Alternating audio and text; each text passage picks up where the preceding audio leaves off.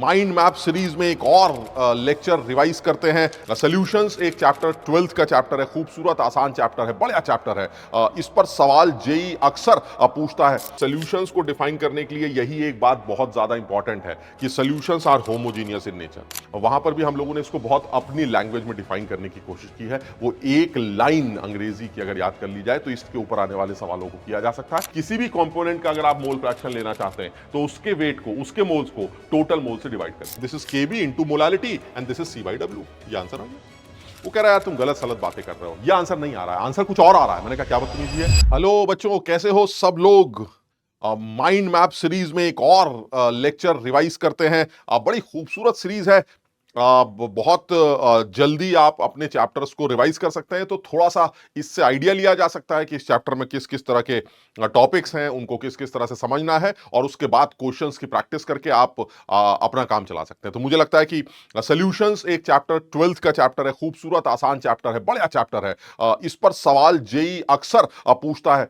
हालांकि सॉल्यूशंस का एक हिस्सा तो कंसंट्रेशन टर्म से ही रिलेटेड है, जिसके सवाल आप मोल कॉन्सेप्ट में भी देख सकते हैं और साथ ही साथ लिक्विड सॉल्यूशंस में भी देख सकते हैं। तो जेई इन कंसंट्रेशन टर्म्स को लेकर सवाल जरूर बनाता है, चाहे वो मेंस का पेपर हो, चाहे वो एडवांस का पेपर हो। साथ ही साथ सॉल्यूशंस के जो कोर टॉपिक्स हैं, जैसे वेपर प्रेशर से रिलेटेड, कॉलिगेटिव प्रॉपर्टी से रिलेटेड, वैन टॉप फैक्टर से रिलेटेड, इन पर भी वो न्यूमेरिकल्स जरूर पूछता है। तो इसलिए मुझे ऐसा लगता है कि ये एक ऐसा चैप्टर है जो सिंपल चैप्टर है, सीधा चैप्टर है, जिसमें बहुत ज्यादा घुमाओ फिराओ बातें नहीं है। तो एक बच्चा, समझदार बच्चा, अगर वो एक अपने कुछ मार्क्स कंफर्म करना चाहता है मेंस के पेपर और एडवांस के पेपर में, तो मेरा सजेशन यही है कि इस चैप्टर को बहुत तसल्ली से एक बार पूरी अच्छी तरह से पढ़कर जाए, और साथ ही साथ इन पर टॉपिक्स जो भी हैं उनके ऊपर लगने वाले क्वेश्चंस की भी प्रैक्टिस करके जाए। तो ठीक है, हम लोग शुरू करते हैं। सॉल्यूशंस एक सिंपल चैप्टर है जिसमें हम लोग सबसे पहले शुरू करेंगे कुछ कंसंट्रेशन टर्म्स। यानी अगर मैं आपको बताऊं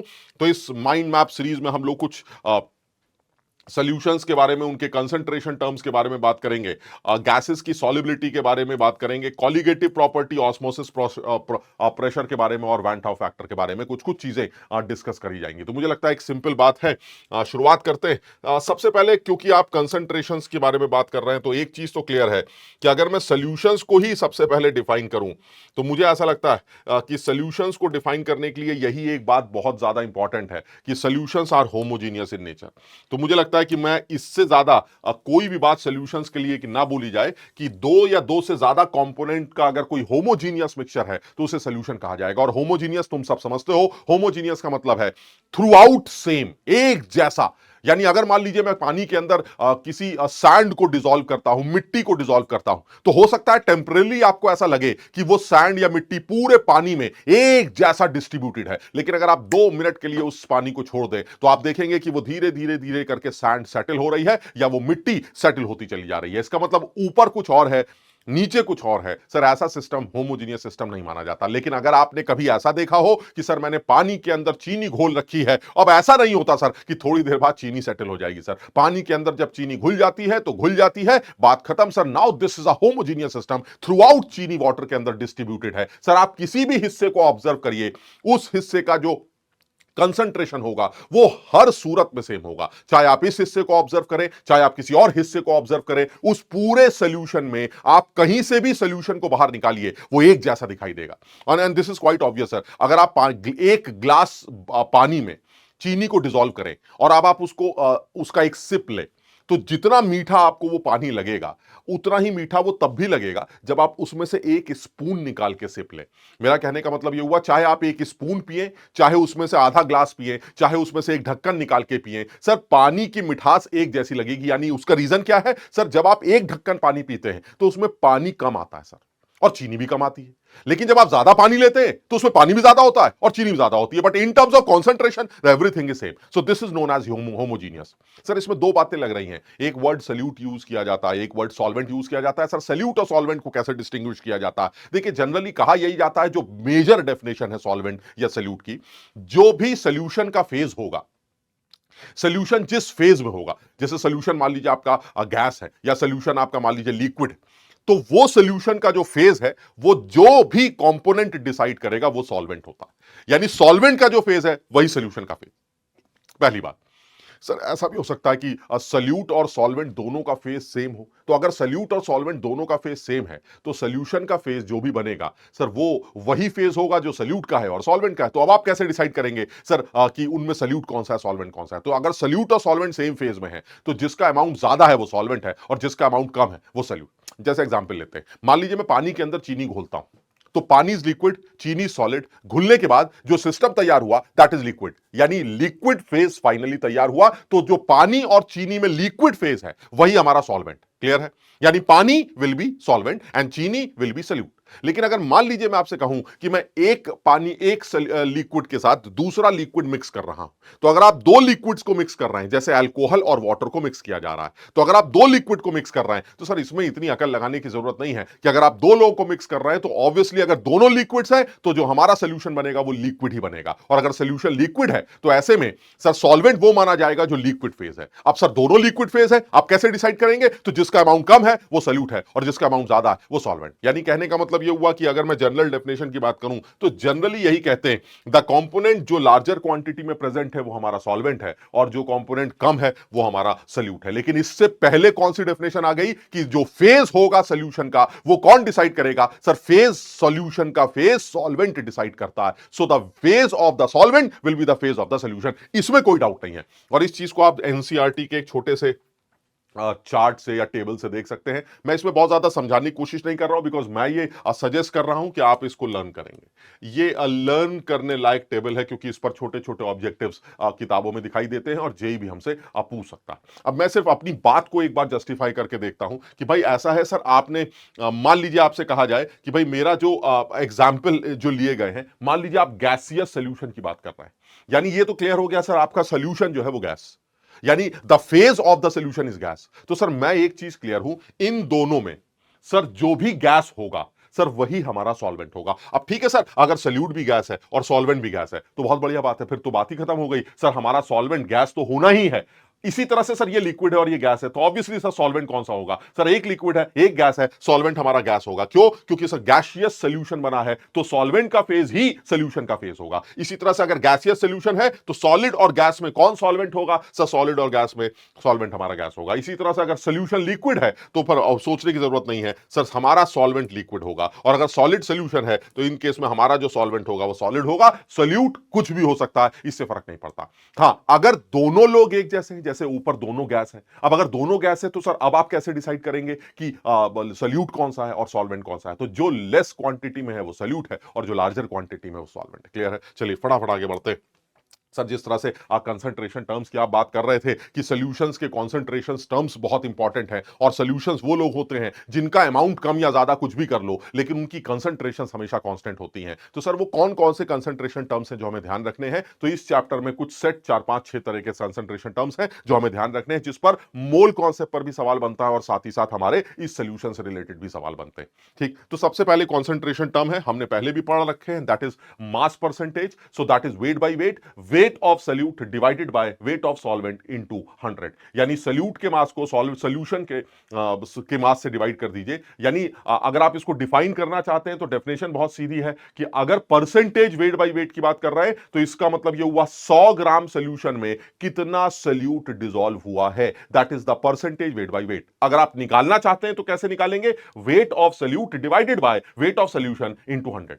क्लियर है? यानी बहुत आसान हो गया, mass of the component in the solution divided by total mass of the solution. यानी आप जिस चीज की भी मास परसेंटेज की बात कर रहे हैं, जनरली मास परसेंटेज की बात सॉल्यूट के लिए की जाती है, लेकिन अगर मान लीजिए आप दो कंपोनेंट लेके आए, एक सॉल्यूट और एक सॉल्वेंट, तो आप जिस कंपोनेंट का भी वेट बाय वेट परसेंटेज बता रहे हैं उस कंपोनेंट को वेट को टोटल वेट से डिवाइड करके 100 से मल्टीप्लाई कर दीजिए। सर ये तो बचपन में पढ़ा था सर, किसी भी चीज की परसेंटेज निकालने के लिए उसका अपॉन टोटल इंटू 100 किया जाता है। तो आप सर जिस कंपोनेंट का भी percentage weight by weight define कर रहे हैं उसके वेट को टोटल वेट से डिवाइड करके इंटू 100 करके आप उसका percentage weight by weight calculate कर सकते हैं। क्लियर है?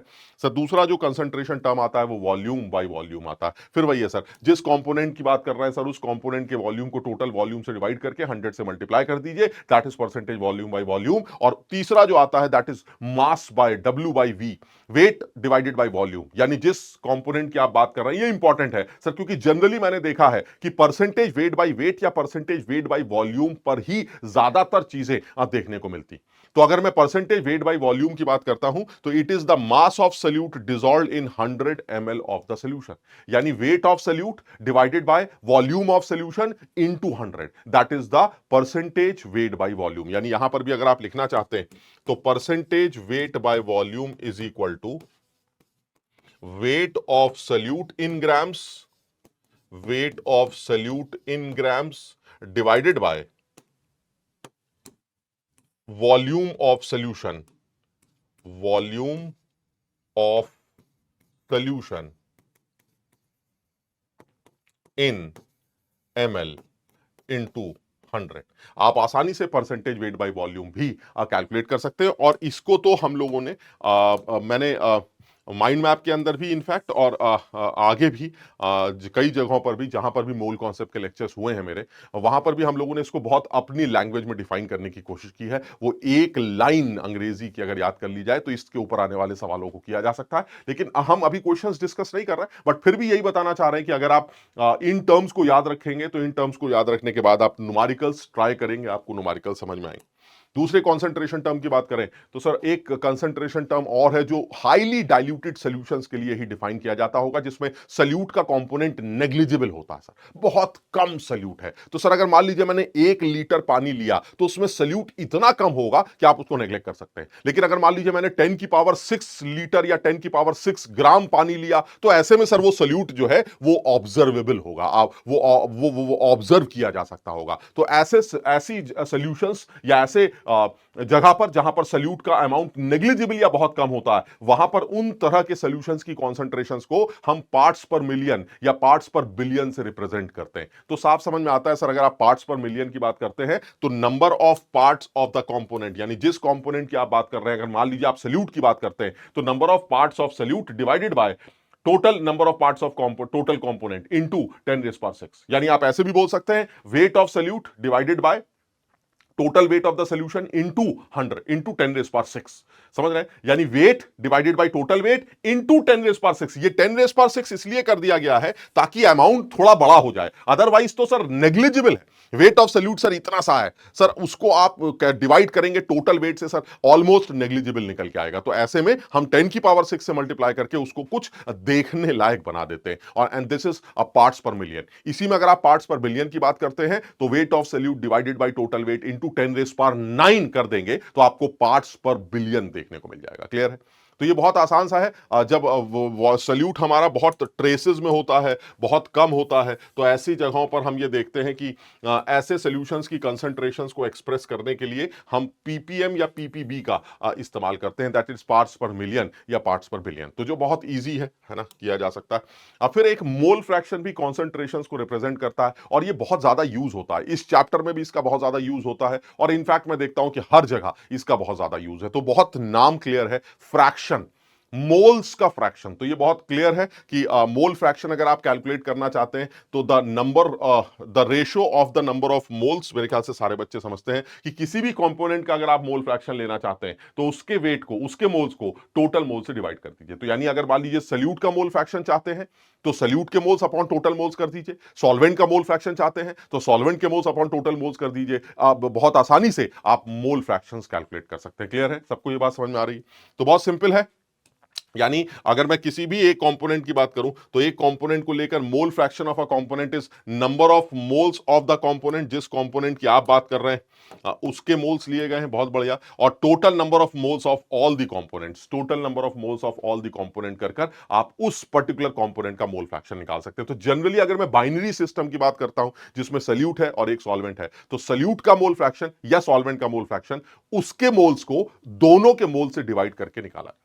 बहुत सिंपल है, एकदम क्लियर है। और हाँ, ये भी ठीक है सर कि अगर आप दोनों के मोल फ्रैक्शंस की बात कर रहे हैं तो बाइनरी सिस्टम में mole fraction of solute plus mole fraction of solvent, sir इन दोनों के मोल फ्रैक्शन का जो सम है वो 1 के बराबर होता है। तो ये लॉजिकल है सर, फ्रैक्शंस का सम तो हमेशा 1 ही आता है।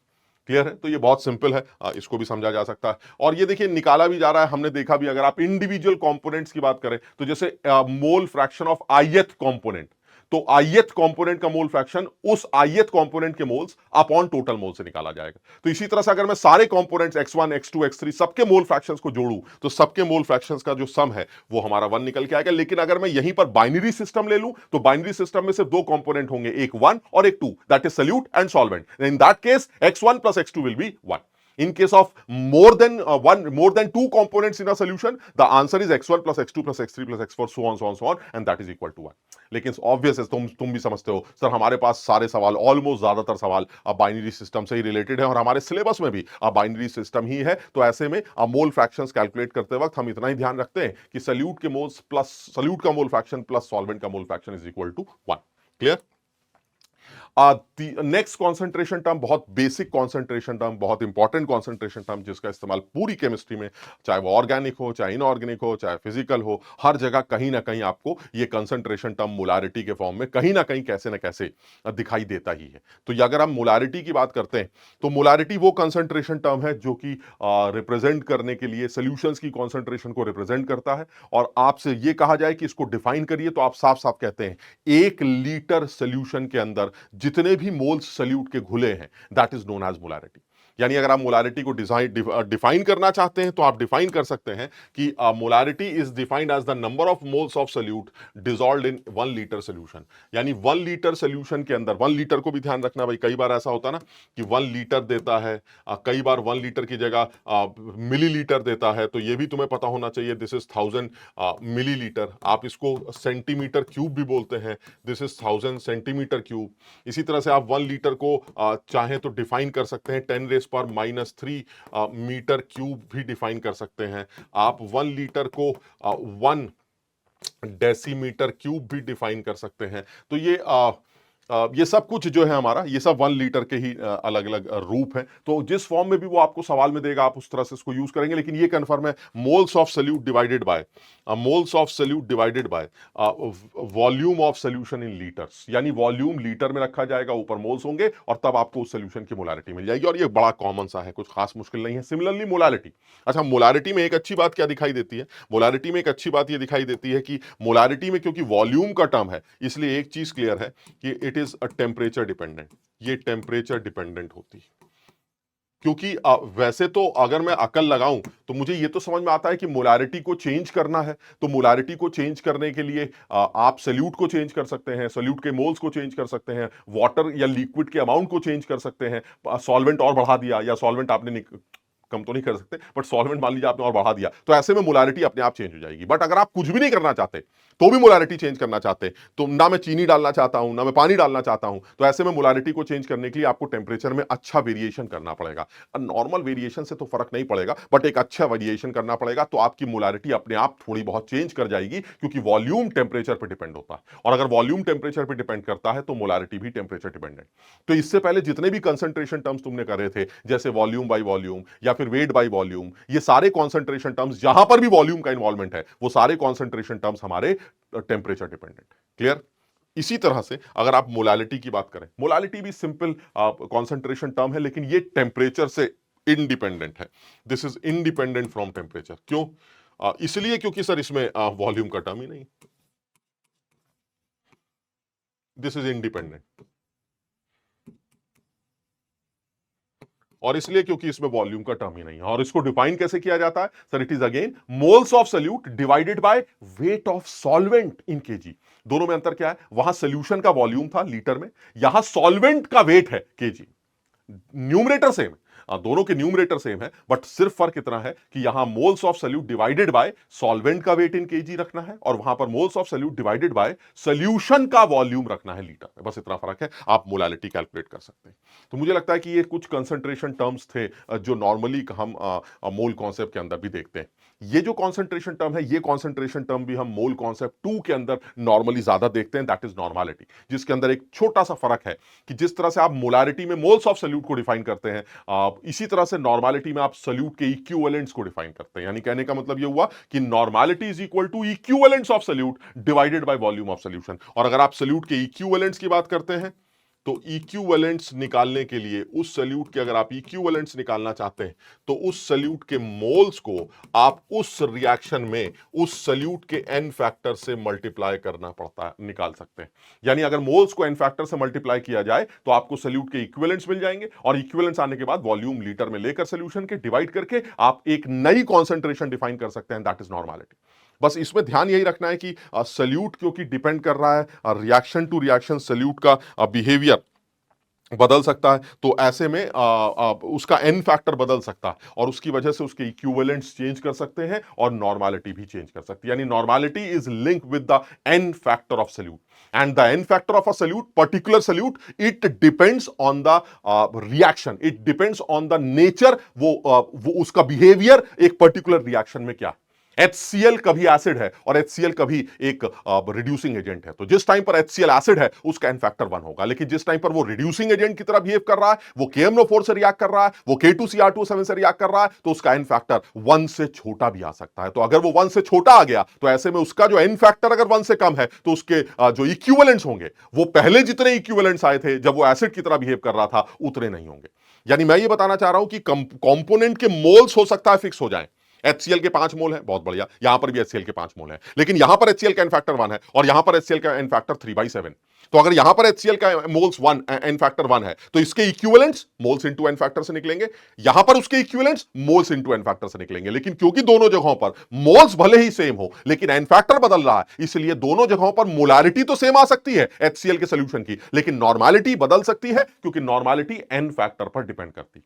मेरी बात समझ रहे हैं? Molarity is moles by volume, normality is equivalence by volume, and equivalence depends on n factor, and since equivalence depends on n factor, so ultimately n factor is reaction dependent term, and reaction to reaction n factor किसी एक given particular component का change होता है, जिसकी वजह से moles भले ही change ना करें लेकिन इक्विवेलेंट्स बदल जाते हैं और नॉर्मेलिटी चेंज हो सकती है। क्लियर? चलिए नेक्स्ट पोर्शन पर आते हैं। तो ये हमारा पहला पोर्शन था इस सॉल्यूशन की को डिफाइन करने का, जिसमें आप उसके कंसंट्रेशन टर्म्स को डिफाइन करने की कोशिश कर रहे थे। सेकंड कंपोनेंट की बात करते हैं, दैट इज सॉल्युबिलिटी। ये भी बड़ा सिंपल सा कॉन्सेप्ट है, हम बहुत ज्यादा डिटेल में इसके बारे में कुछ भी डिस्कशन नहीं करेंगे। उसका रीजन है हमें जितना अपने सिलेबस से रिलेटेड डिस्कशन करना है वो डिस्कस करते हैं। साथ ही साथ सॉल्युबिलिटीज ऑफ सॉलिड्स और सॉल्ट्स, ये चीजें इनऑर्गेनिक केमिस्ट्री में भी काफी डिटेल में आपको उनके पी ब्लॉक एलिमेंट्स के अंदर, एस ब्लॉक एलिमेंट्स के अंदर सारी चीजें डिस्कस की जाती हैं कि सॉल्युबिलिटी के बढ़ने का रीजन क्या है, सॉल्युबिलिटी घट क्यों रही है, मेरी सॉल्युबिलिटी अपने नीचे वाले सॉल्ट की सॉल्युबिलिटी से ज्यादा क्यों है, कम क्यों है, वगैरह वगैरह।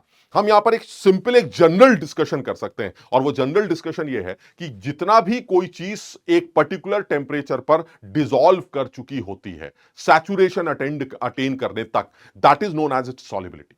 यानी अगर मैं सॉल्युबिलिटी को डिफाइन करता हूं तो मुझे लगता है solubility of a substance it's the maximum amount जितना वो डिसॉल्व कर सकता है एट अ पर्टिकुलर टेम्परेचर।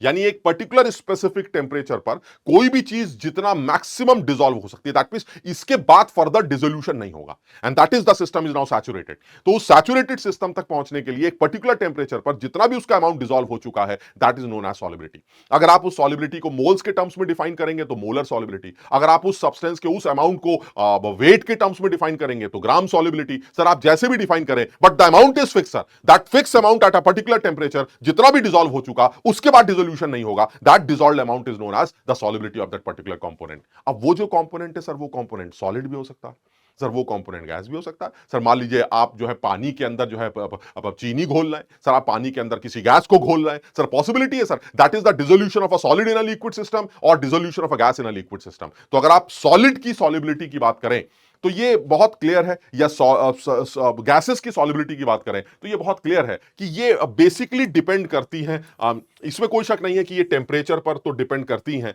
ये प्रेशर पर भी डिपेंड करते ही होंगे। जनरल बात कर रहे हैं कि किसी भी चीज की सॉल्युबिलिटी सर ऊपर से दबाव पर भी डिपेंड करती होगी, सर नीचे पानी के टेम्परेचर पर भी डिपेंड करती होगी, और शायद उस आदमी के नेचर पर भी डिपेंड करती होगी कि वो कितना घुलना चाहता है, वो उस सॉल्वेंट से कितना बात करना चाहता है। हो सकता है सॉल्वेंट ऐसा हो जिसको देखकर वो कहे कि भाई मुझे तुमसे बात ही नहीं करनी, ऐसी तैसी मैं तुम्हारे अंदर घुलूंगा ही नहीं, और ऐसा भी हो सकता है कि वो सॉल्वेंट को देखकर वो सॉलिड, वो सॉल्यूट, वो ये कहे कि अरे यार तुम अच्छे लगते हो, जरूरी नहीं है कि वो सॉलिड हो, वो कोई भी एक ऐसा कंपोनेंट, वो कंपोनेंट हो सकता है ऐसा हो जिसको देखकर जो सॉल्यूशन सॉल्वेंट को देखकर ये कहे कि भाई मैं तुमसे बात करने के लिए तैयार हूं। तो ऐसे में उस कंपोनेंट का जिसकी आप सॉल्युबिलिटी की बात कर रहे हैं, उस कंपोनेंट का नेचर भी सॉल्युबिलिटी को गवर्न करेगा। तो इसका मतलब ये हुआ प्रेशर तो है ही, टेम्परेचर तो है ही, साथ में उस कंपोनेंट का नेचर भी सॉल्युबिलिटी को गवर्न करेगा। तो अगर मैं अपने लेवल पर इस चैप्टर से रिलेट करके बात करूं, तो मैं सॉल्युबिलिटी ऑफ सॉलिड्स के लिए अगर लिक्विड की बात करता हूं तो मुझे बहुत साफ समझ में आता है कि सॉलिड्स का और ये थोड़ा सा मेरा दिमाग भी यही कहता है कि सॉलिड्स का जो डिसोल्यूशन है वो टेम्परेचर को चेंज करने से बढ़ना चाहिए लॉजिकली। और मैं बहुत डिटेल में इस बारे में बात नहीं कर रहा हूं क्योंकि जनरली सॉलिड्स का जो डिसोल्यूशन है वो टेम्परेचर को चेंज करने से या बढ़ाने से बढ़ता होगा। हालांकि क्लैरिटी बहुत है साफ हमें कि अगर डेल्टा एच, अगर मैं डेल्टा एच की बात करूं तो जो डेल्टा एच प्रोसेस का जो डेल्टा एच डिसोल्यूशन, वो जो डेल्टा एच डिसोल्यूशन, अगर वो delta H dissolution greater than zero है तो इसमें कोई शक नहीं है कि टेम्परेचर के बढ़ाने से सॉल्युबिलिटी इंक्रीज करनी चाहिए, सॉल्युबिलिटी इंक्रीज करनी चाहिए। मानते हो कि नहीं बात को? सर ये ली चैटले प्रिंसिपल है, एंडोथर्मिक रिएक्शंस का टेम्परेचर बढ़ाने से रिएक्शन फॉरवर्ड भागती है, इसमें कोई शक नहीं है। और अगर इसी में अगर मेरा यही डेल्टा एच डिसोल्यूशन, अगर ये delta H dissolution less than zero, तो ऐसे में सर टेम्परेचर के बढ़ाने से सॉल्युबिलिटी गिरनी चाहिए। ये तो एक जनरल सी आपने बात बोल दी है सर, बिल्कुल आपकी ये जनरल सी बात दिखाई देती है कि अगर ऐसा कुछ होता है तो ठीक, लेकिन जनरली बोला यही जाता है सर, हमने ज्यादातर सॉलिड्स के लिए देखा है कि टेम्परेचर के बढ़ाने से सॉल्युबिलिटी बढ़ती है सर, जनरली ऐसा देखने को मिलता है। लेकिन प्रेशर की बात करें तो सर प्रेशर में सर मुझे बहुत ज्यादा फर्क नहीं दिखाई देता सर। अब सॉलिड्स को आप डिसॉल्व करेंगे सर, ऊपर से प्रेशर लगा रहे हैं, तो सॉलिड और लिक्विड सर दोनों लोगों के ऊपर ही प्रेशर का एज सच कोई खास फर्क नहीं पड़ता। तो मतलब एक तरह से देखा जाए तो सॉलिड्स की सॉल्युबिलिटी लिक्विड्स के अंदर almost no effect, almost no effect. तो लॉजिक है ना, इसको लॉजिकली समझा भी जा सकता है, तो ये लॉजिकल लगता है। यानी कहने का मतलब ये हुआ कि अगर मैं टेम्परेचर की बात करता हूं तो टेम्परेचर के बढ़ाने से जनरली सॉल्युबिलिटी बढ़ती है, बट अगर वो डिसोल्यूशन एक्सोथर्मिक है तो टेम्परेचर के बढ़ाने से रिएक्शन बैकवर्ड जाएगी, यानी सॉल्युबिलिटी घटेगी। क्लियर? तो ये चीज अगर मैं गैस के लिए बोलता हूं तो क्या होगा सर? गैस के लिए ये चीज सिंपल दिखाई देती है सर, जब आप गैस के ऊपर का प्रेशर बढ़ाते हैं तो सर ऑब्वियसली सर गैस के ऊपर दबाव और गैस के ऊपर प्रेशर का असर पड़ता है सर। तो गैस के ऊपर अगर प्रेशर का असर पड़ता है तो सर गैस ज्यादा घुलने लगती है पानी के अंदर या सॉल्वेंट के अंदर। तो ये एक चीज तो बिल्कुल साफ समझ में आती है कि अगर मैं गैस के इस पिस्टन के ऊपर छोटा वेट रखता हूं तो गैस जितनी घुलनी है उतनी घुल जाएगी सर। लेकिन अगर मैं यही वेट बढ़ा देता हूं, यानी ऊपर से प्रेशर बढ़ा देता हूं, तो गैस का जो डिसोल्यूशन है सर वो पानी के अंदर इंक्रीज कर जाता है। तो इसका मतलब या ये सॉल्वेंट के अंदर इंक्रीज कर जाता है। इसका मतलब ये हुआ, इसमें कोई शक नहीं है कि सॉल्युबिलिटी प्रेशर के ऊपर डिपेंड करेगी। अगर गैस का प्रेशर इंक्रीज होगा तो सॉल्युबिलिटी भी उस गैस की सॉल्वेंट के अंदर इंक्रीज करेगी। तो इसमें कोई शक नहीं है कि प्रेशर को बढ़ाने से गैस की सॉल्युबिलिटी इंक्रीज करेगी, and this is Henry's law.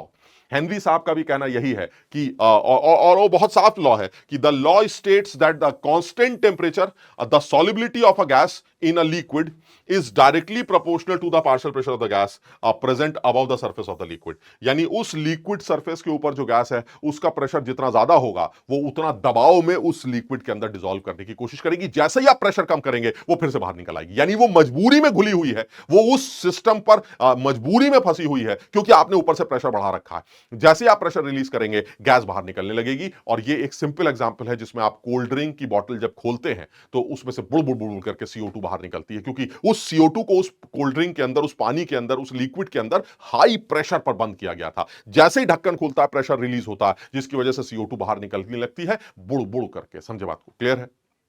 समझ में आ गया? यानी गैस की सॉल्युबिलिटी पर प्रेशर का क्या असर है, that is given by Henry's law. और हेनरी साहब का बहुत साफ स्टेटमेंट था कि अगर आप प्रेशर को बढ़ाते हैं तो गैस का mole fraction, this x is the mole fraction और this chi is the mole fraction in the solvent. तो more the pressure on the gas, more will be the mole fraction of the gas in the liquid. And this is proportionality, and this proportionality constant is kh, which is Henry's constant.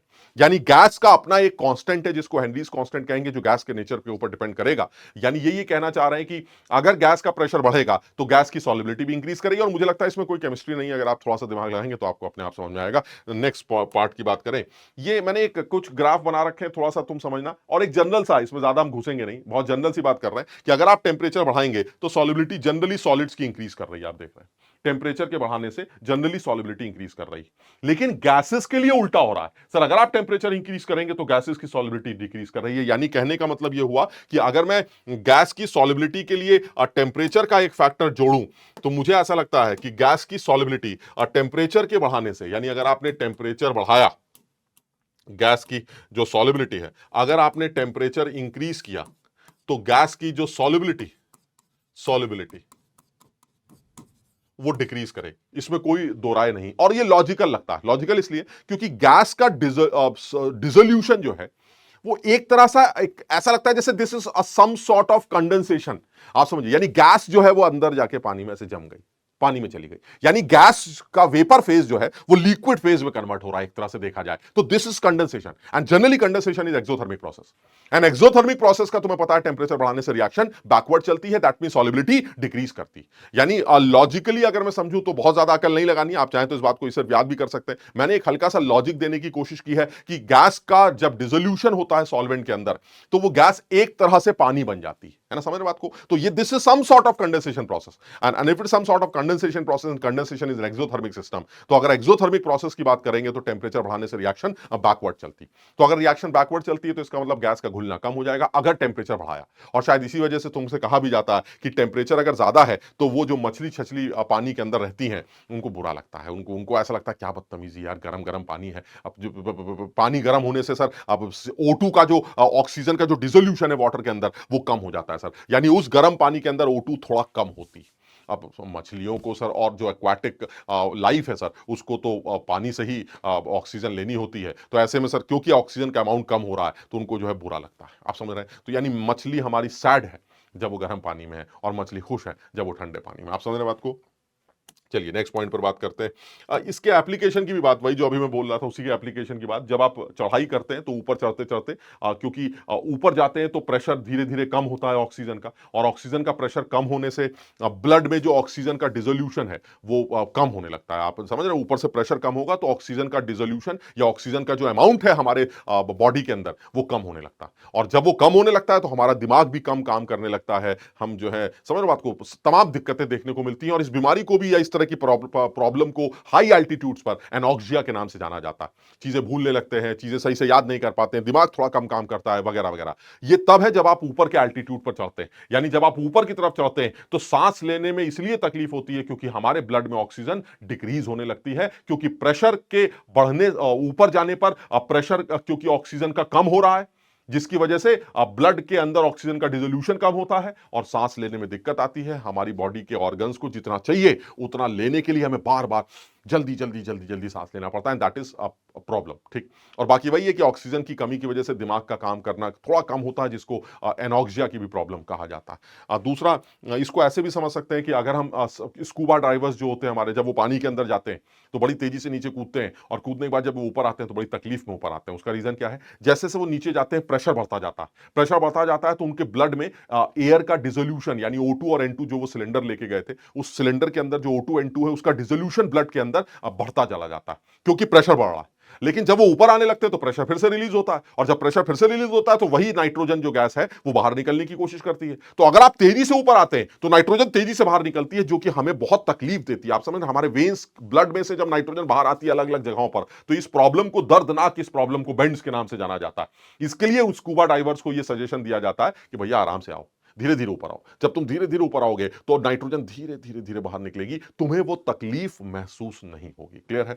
और तीसरी बात तो obvious है sir, मछली sad है, मछली खुश है। अगर ठंडा पानी है तो मछली खुश है, और अगर गर्म पानी है तो मछली परेशान है। क्यों? क्योंकि गैस की जो सॉल्युबिलिटी है वो टेम्परेचर ज्यादा होने पर कम हो जाती है। यानी यहां पर क्योंकि गर्म पानी है तो यहां पर ऑक्सीजन बुड़ बुड़ करके बाहर निकल जाएगी, और अगर ऑक्सीजन धीरे धीरे करके बाहर निकल रही है तो यहां पर ऑक्सीजन का जो अमाउंट है वो कम होगा। ऑक्सीजन के अमाउंट कम होने से मछली को बुरा लगेगा। क्लियर है?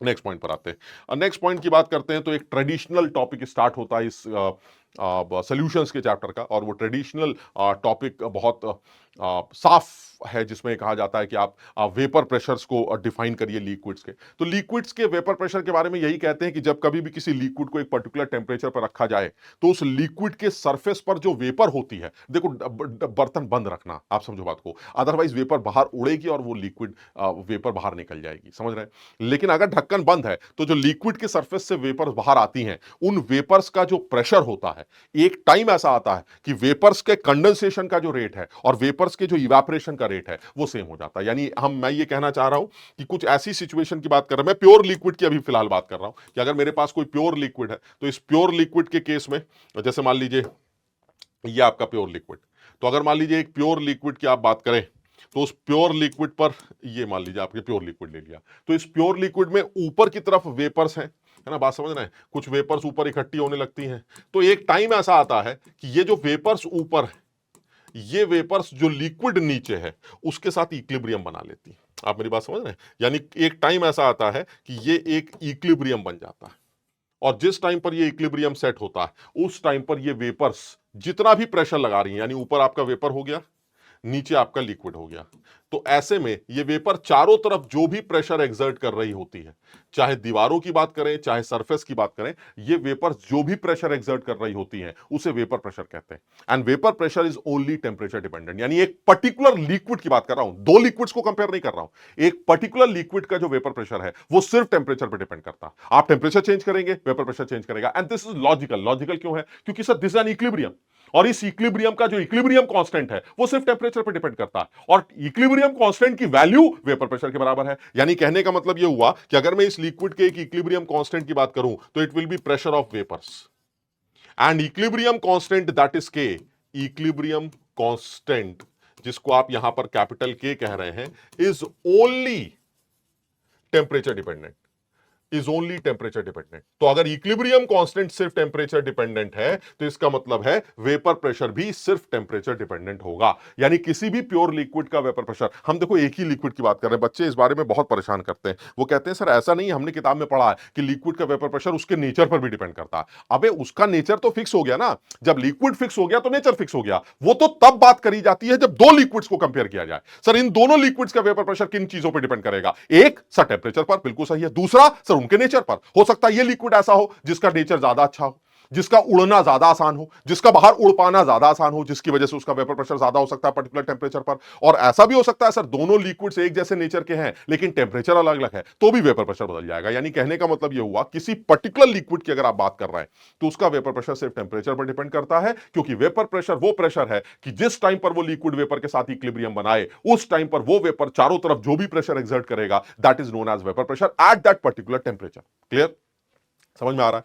और वैसे भी अगर मैं सॉल्यूशंस की बात करता हूं तो उन सॉल्यूशंस में भी राउल्ट साहब का एक बड़ा खूबसूरत लॉ है कि अगर आप किसी भी सॉल्यूट को सॉल्वेंट में डिसॉल्व करें तो उस केस में जो भी वेपर प्रेशर निकल के आता है, सॉल्यूशन का जो भी वेपर प्रेशर, ये तो हमने प्योर सॉल्वेंट की बात की थी, जब आप सॉल्यूशन की बात करते हैं तो जब आप किसी भी सॉल्यूट को सॉल्वेंट में डिसॉल्व करते हैं तो जो टोटल वेपर प्रेशर निकल के आता है वो वेपर प्रेशर इंडिविजुअल कंपोनेंट्स के मोल फ्रैक्शंस पर डिपेंड करता है। मान लीजिए जैसे मैंने मान लीजिए एक बर्तन ये लिया, एक बर्तन ये लिया और दोनों लिक्विड्स को मिक्स कर दिया, तो अगर आप दोनों लिक्विड्स को मिक्स करेंगे तो दोनों लिक्विड इवेपोरेट करेंगे, तो दोनों लिक्विड के इवेपोरेशन से जो वेपर प्रेशर बनेगा वो उन दोनों लिक्विड्स के इंडिविजुअल मोल फ्रैक्शंस के साथ रिलेट किया जाएगा। यानी इस लिक्विड की वजह से जो इसका वेपर प्रेशर बनेगा वो इसके मोल फ्रैक्शन के साथ लिंक किया जाएगा, और इस लिक्विड के इवेपोरेशन से जो यहां पर वेपर्स बनेंगी उसका जो वेपर प्रेशर होगा वो इस लिक्विड के मोल फ्रैक्शंस के ऊपर डिपेंड करेगा। यानी अगर दो कंपोनेंट्स दोनों वॉलेटाइल हुए, मान लीजिए दो कंपोनेंट्स हैं और दोनों वॉलेटाइल हुए,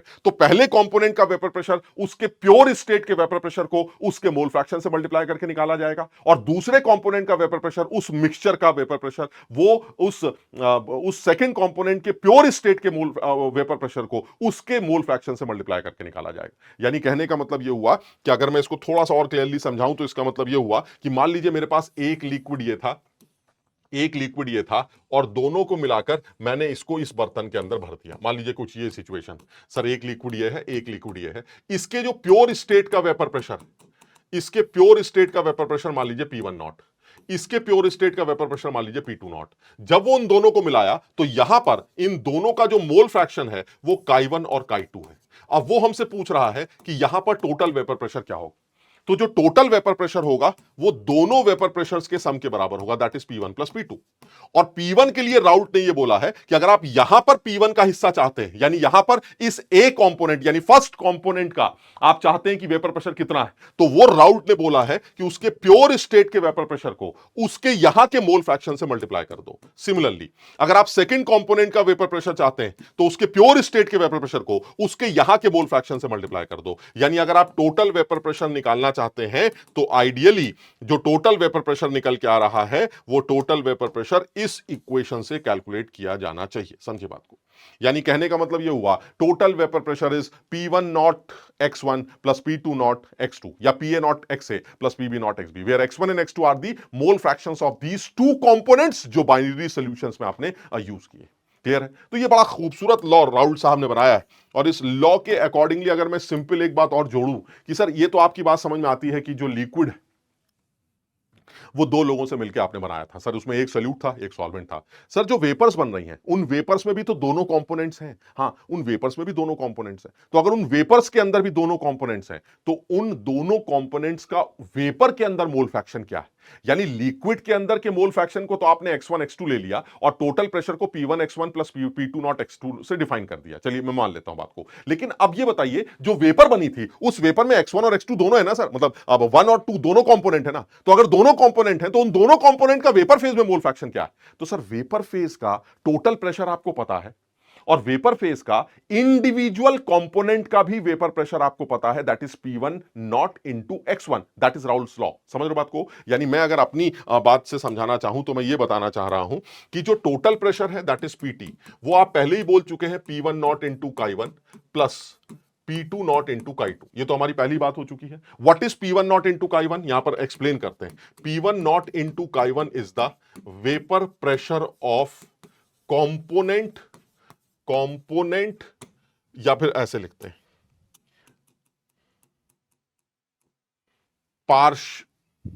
पार्शल प्रेशर, ऐसे लिखते हैं।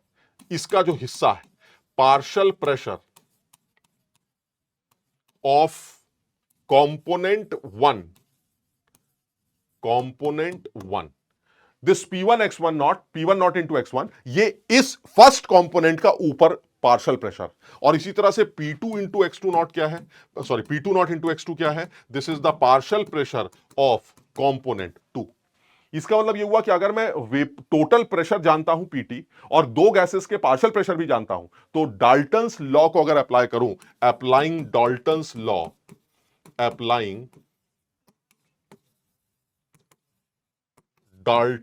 लॉ, तो वेपर फेस का जो कॉम्पोजिशन निकल के आएगा, वेपर फेस का जो मोल फ्रैक्शन निकल के आएगा वो आएगा Y1 is equal to partial pressure of first component, that is P1 naught into Chi1 upon total pressure, and this is P1 naught into Chi1 upon P1 naught into Chi1 plus P2 naught into Chi2। Similarly अगर आप second component का vapour face का mole fraction चाहते हैं तो it is P2 naught into Chi2 upon total pressure, and this is P2 naught into Chi2 upon P1 naught into Chi1 plus P2 naught into Chi2। यानी आपको दोनों चीजें पता होनी चाहिए। लिक्विड फेस के मोल फ्रैक्शन को यूज करके आप टोटल प्रेशर निकाल पाते हैं राउल्ट्स लॉ लगाकर।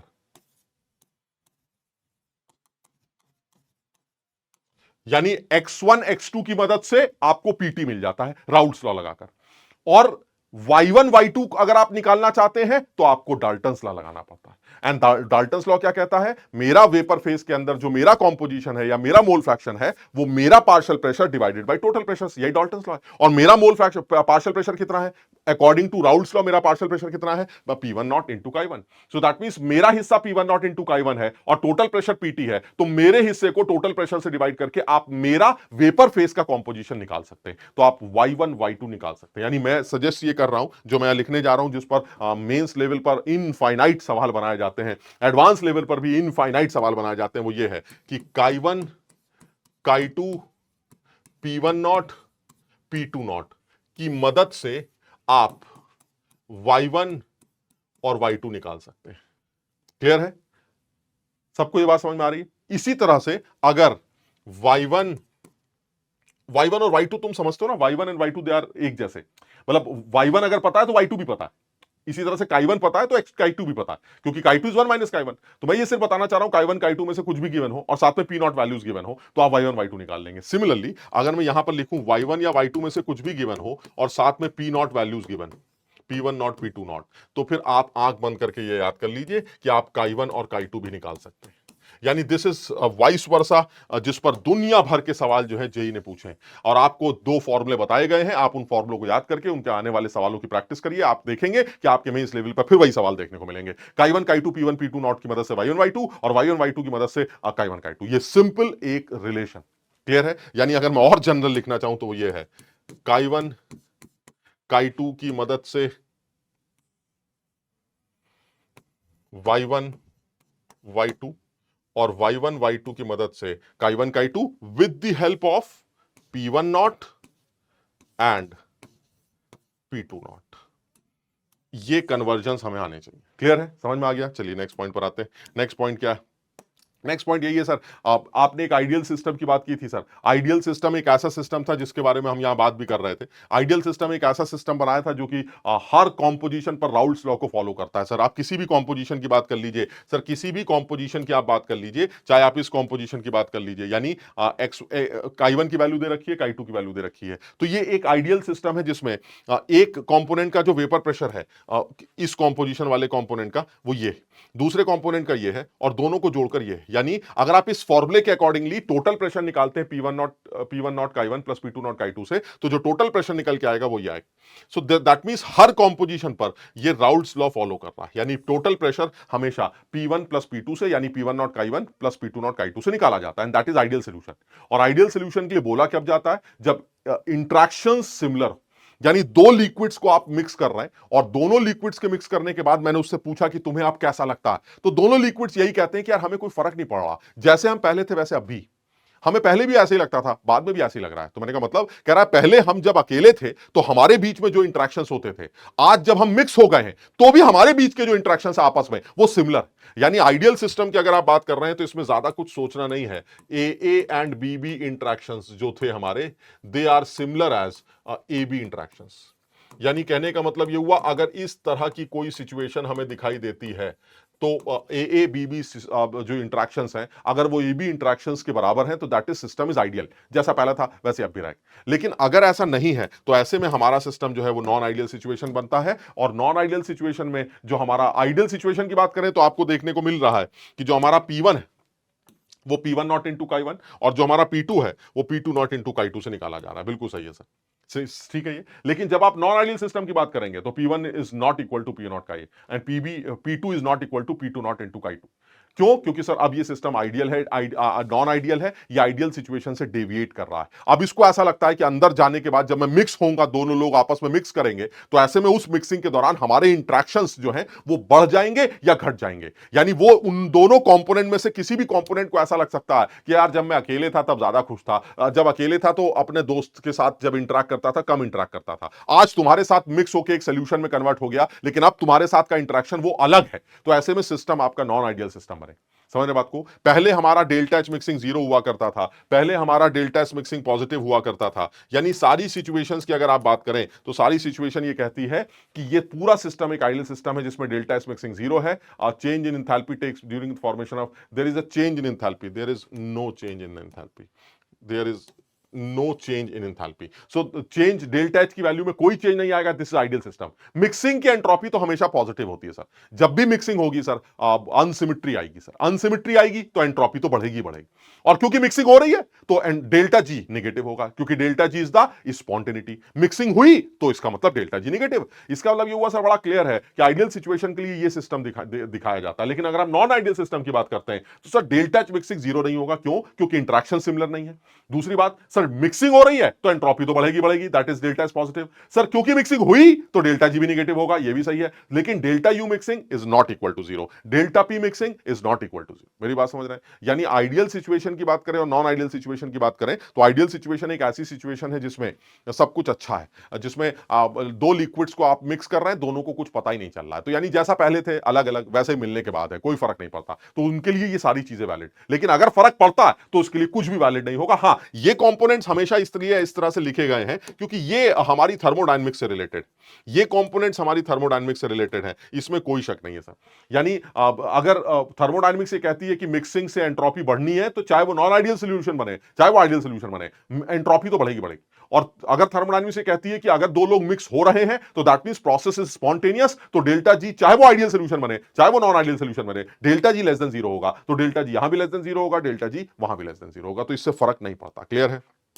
नेक्स्ट पॉइंट पर आते हैं सर। जैसे आइडियल सिस्टम की बात कर रहे हैं, बेंजीन है, टोलुइन है, हेक्सेन है, हेप्टेन है। सर हेक्सेन और हेप्टेन में मैंने हेक्सेन से पूछा बताओ कैसे हो, कह रहा है कुछ नहीं यार, आपस में थोड़ी बहुत बातचीत कर रहे हैं and that is simple van der Waal interaction. तो मैंने कहा अच्छा ठीक है, अब जो इंट्रैक्शंस हैं उसमें हाइड्रोजन बॉन्डिंग जो होगी वो सबसे ज्यादा डोमिनेटिंग मानी जाएगी। यानी इंट्रैक्शंस की बात करें तो हाइड्रोजन बॉन्डिंग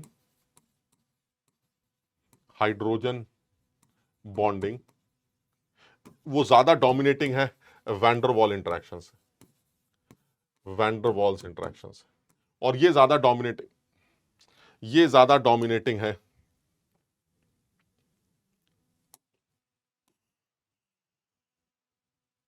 ये ज्यादा डोमिनेटिंग है जो हाइड्रोजन बॉन्डिंग है ये ज्यादा है हमारी डाइपोल डाइपोल इंटरेक्शन से, डाइपोल डाइपोल इंटरेक्शन से, और ये हमारी वैन डर वाल से। यानी कहने का मतलब ये हुआ कि अगर आपको लगता है कि आप हेक्सेन के अंदर जो इंटरेक्शंस हैं और जो हेप्टेन के अंदर इंटरेक्शंस हैं वो वही रहेंगे जब ये दोनों आपस में मिक्स होंगे, तो इसका मतलब सब कुछ सही है सर, फिर तो आइडियल सिस्टम है। जैसे हेक्सेन, सर हेक्सेन एक नॉन पोलर मॉलिक्यूल है, तो इसका मतलब इसके अंदर ज्यादा से ज्यादा अगर कुछ हो सकता है तो सर मास की वजह से, इनकी शक्ल की वजह से, इनके शेप की वजह से इनके बीच में आपस में थोड़े बहुत इंटरेक्शन हो सकते हैं and those interactions are van der Waal. यानी हेक्सेन के अंदर वैन डर वाल इंटरेक्शन, ठीक है, वैन डर वाल, और हेप्टेन के अंदर भी वैन डर वाल। जब वो दोनों मिलेंगे तो क्या होगा सर, दोनों मिलेंगे तो भी वैन डर वाल सर, क्योंकि इनमें तो कुछ है ही नहीं सर। तो इसका मतलब ये हुआ van der Waal interaction is replacing van der Waal interaction, so ultimately this should be an ideal system.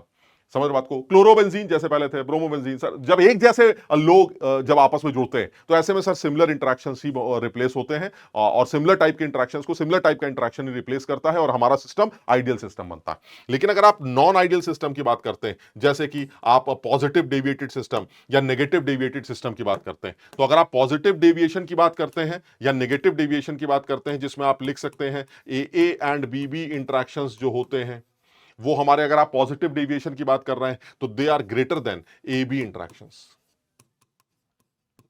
इसी तरह से यहां पर ए और बी इंटरेक्शंस जो हैं आपके, they are less than A B interactions. समझ रहे बात को? तो यानी कहना मैं ये चाह रहा हूं कि ए बी इंटरेक्शंस की अगर आप बात करते हैं तो ऐसे में अगर ए को बी के साथ मिलने के बाद ऐसा लगा कि यार हमारे इंटरेक्शन जो है वो कम हो गए, तो ऐसे में ए को क्या लगेगा, चलो और उड़ेंगे, बी कहेगा चलो और उड़ेंगे, क्योंकि दोनों मिलने के बाद इंटरेक्शंस अगर घट रहे हैं तो ए का उड़ना आसान हो जाएगा, बी का उड़ना आसान आ जाएगा, तो जो वेपर प्रेशर पहले आना चाहिए था आइडियली उससे ज्यादा वेपर प्रेशर आएगा and that is positive deviated. इसी तरह से नेगेटिव डेविएशन देखने को मिलेगा, लेकिन ऐसा कब होगा, जब इंटरेक्शंस बढ़े या इंटरेक्शंस घटे जैसे पहले थे उससे। जैसे कि अगर एग्जाम्पल के तौर पर समझाऊं मैं तुम्हें, तो एक कोई भी एक एग्जाम्पल ले लेते हैं, मान लीजिए आप कोई एक अच्छा एग्जाम्पल ले लेते हैं, जैसे ये ले लेते हैं एसीटोन और कार्बन डाइसल्फाइड। तो अगर आप एसीटोन को ध्यान से देखो तो acetone is CH3 C double bond O CH3, और एसीटोन को देखें तो acetone is a polar molecule. तो इसका मतलब एसीटोन के मॉलिक्यूल्स आपस में डाइपोल डाइपोल इंटरेक्शन शो करते होंगे। Sir this is DP DP interaction, बिल्कुल सही है सर। जो दूसरा आदमी है वो आपका कार्बन डाइसल्फाइड है। हम जानते हैं सर कार्बन डाइसल्फाइड एक लीनियर स्ट्रक्चर होता है जो कि कहीं से भी डाइपोल इसके अंदर एग्जिस्ट नहीं करता, तो ऐसे में CH2 के अंदर जो भी इंटरेक्शंस होंगे वो वैन डर वाल इंटरेक्शन होंगे। क्लियर है? CS2 के अंदर जो भी इंटरेक्शन होंगे वे वैन डर वाल होंगे।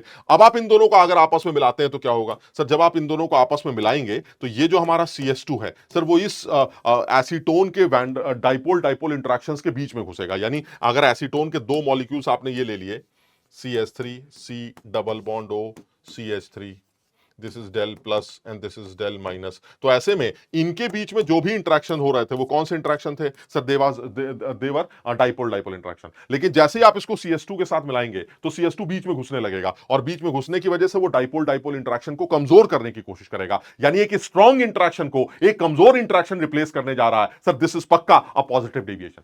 समझ रहे बात को, यानी कमजोर इंटरेक्शन मिलेगा सर, जब दो लोग जुड़ेंगे तो इंटरेक्शंस कमजोर हो जाएंगे सर, दोनों लोग ज्यादा उड़ने लगेंगे सर, वेपर प्रेशर इंक्रीज कर जाएगा, जितना आना चाहिए उससे भी ज्यादा निकल के आएगा, and that is positive deviated system. Clear है? तो ये सिंपल एग्जांपल्स है जिनको ध्यान रखेंगे। और इसी का जस्ट उल्टा हो जाए, जैसे एक सिंपल एग्जांपल ले लेते हैं, क्लोरोफॉर्म और एसीटोन। अगर आप एसीटोन लेके आते हैं तो क्या होगा सर, एसीटोन के अंदर जैसा कि अभी बताया गया, एसीटोन हमारा वो आदमी है CH3COCH3 जिसके अंदर dipole dipole interaction.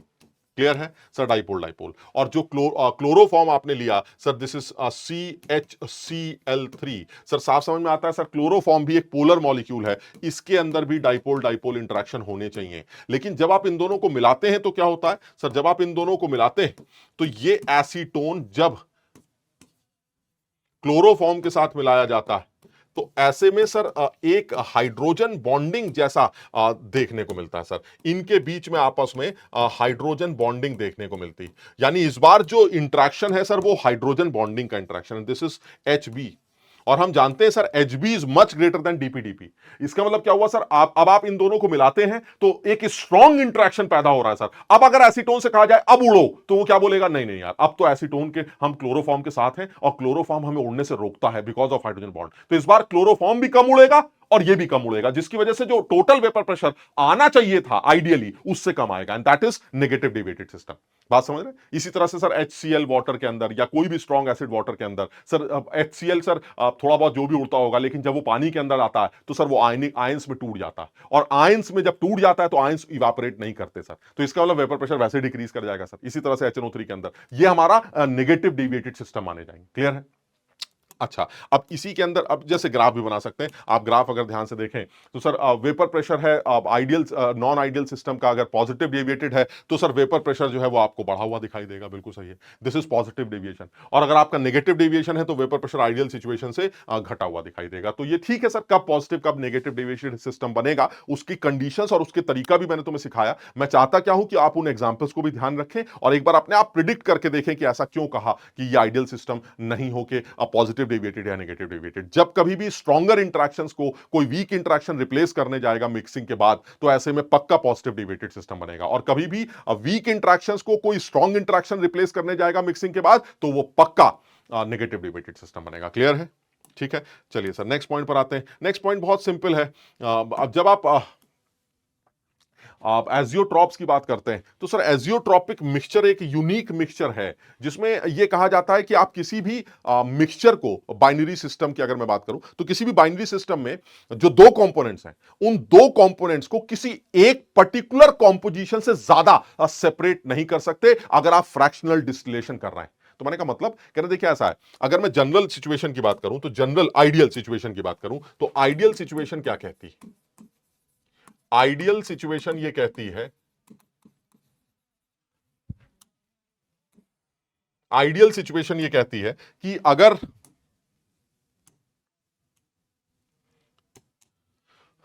Ideal situation ये कहती है कि अगर मान लीजिए आपने दो कंपोनेंट्स ले रखे हैं, आप ऐसे ही समझने की कोशिश करते हैं।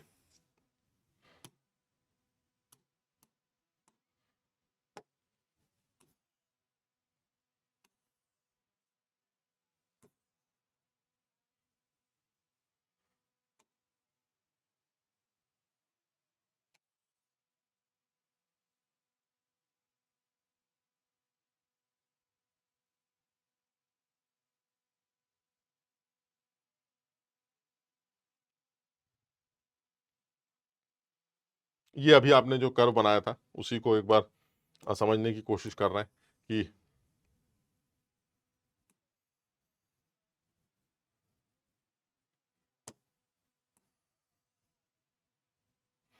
ये आइडियल सिचुएशन थी जिसमें आपने वेपर प्रेशर को डिफाइन किया था कि जो टोटल वेपर प्रेशर है वो पी ए नॉट का ये प्लस पी बी नॉट का बी से देखने को मिलेगा। ठीक है सर, आइडियल सिचुएशन ठीक है, थोड़ी सी आसान सी सिचुएशन है। अब लेकिन सर अगर इसी में और इसमें आपने किया क्या है सर, ये हमारा मान लीजिए प्योर स्टेट का वेपर प्रेशर है P1 नॉट, ये हमारे सेकंड कंपोनेंट के प्योर स्टेट का वेपर प्रेशर है, और ये जो टोटल वेपर प्रेशर है PT वो P1 naught into chi plus PB naught into यानी P2 नॉट इंटू काई2 से निकाला जाता है। बिल्कुल सही, ठीक है, ये आइडियल सिचुएशन।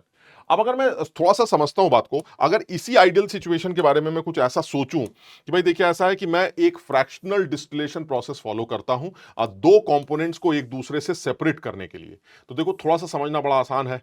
कोशिश कर रहे हैं एक बार समझाने की, हालांकि अब बहुत ज्यादा डिटेल में नहीं समझाया जा सकता यहां पर, लेकिन फिर भी एक बार एक छोटी सी कोशिश कर रहे हैं इसको समझाने की कि मान लीजिए ये मेरा एक आइडियल सिचुएशन है।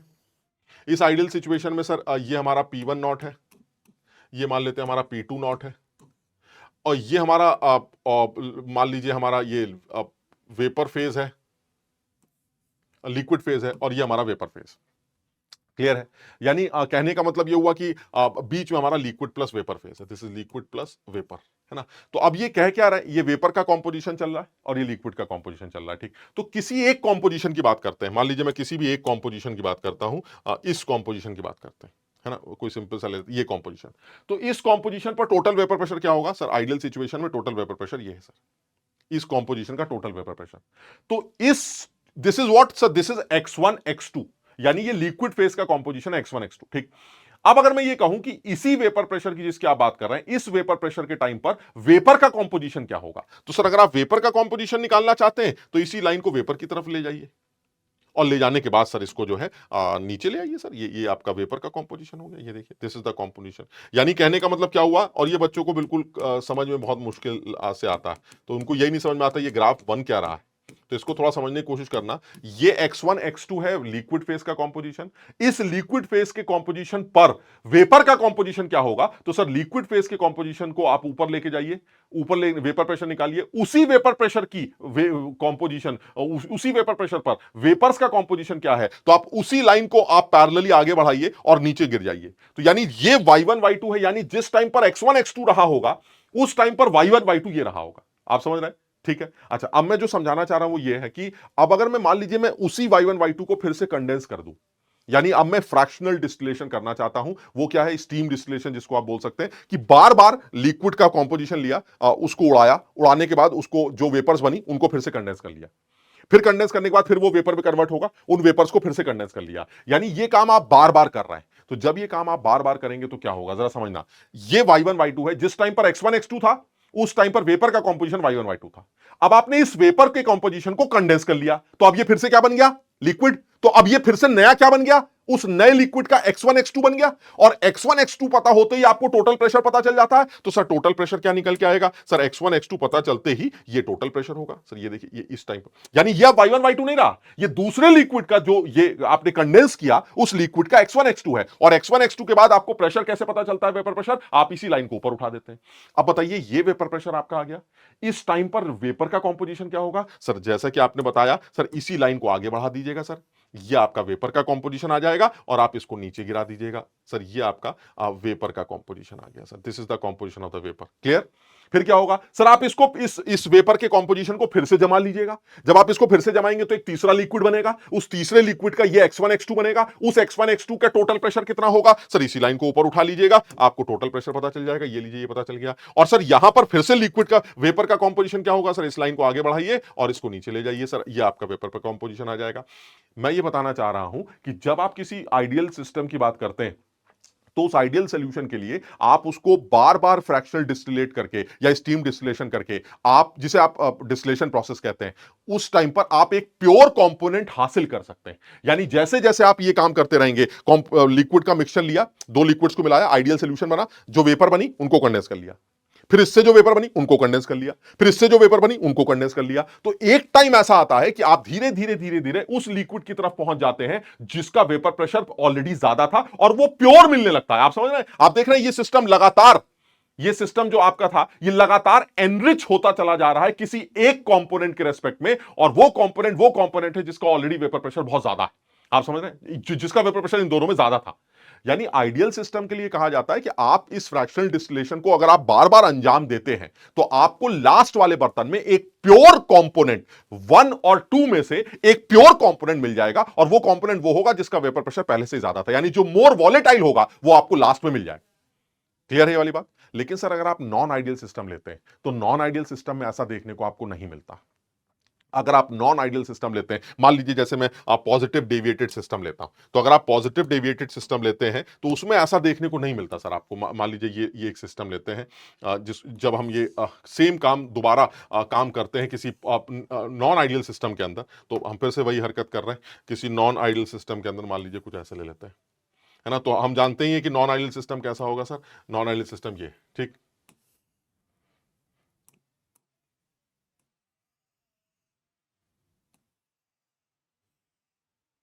फिर वही है सर, ये ऊपर लिक्विड की लाइन है, सॉरी, ये वेपर की लाइन है, ये लिक्विड की लाइन, अरे ये लिक्विड, ये वेपर, ठीक। और ये हमारा फिर वही है, ये कॉम्पोजिशन वेपर का है और ये ऊपर लिक्विड का है, ठीक। अब क्या होगा सर, फिर वही है सर, आप एक पर्टिकुलर कॉम्पोजिशन लेके आइए, मान लीजिए ये कॉम्पोजिशन ले लेते हैं। अब इसको देखो थोड़ा सा ऐसे रफ रफ बनाते हैं। इस कॉम्पोजिशन पर वेपर प्रेशर कितना होगा सर टोटल, ये लिक्विड वेपर का कॉम्पोजिशन क्या होगा सर, ये।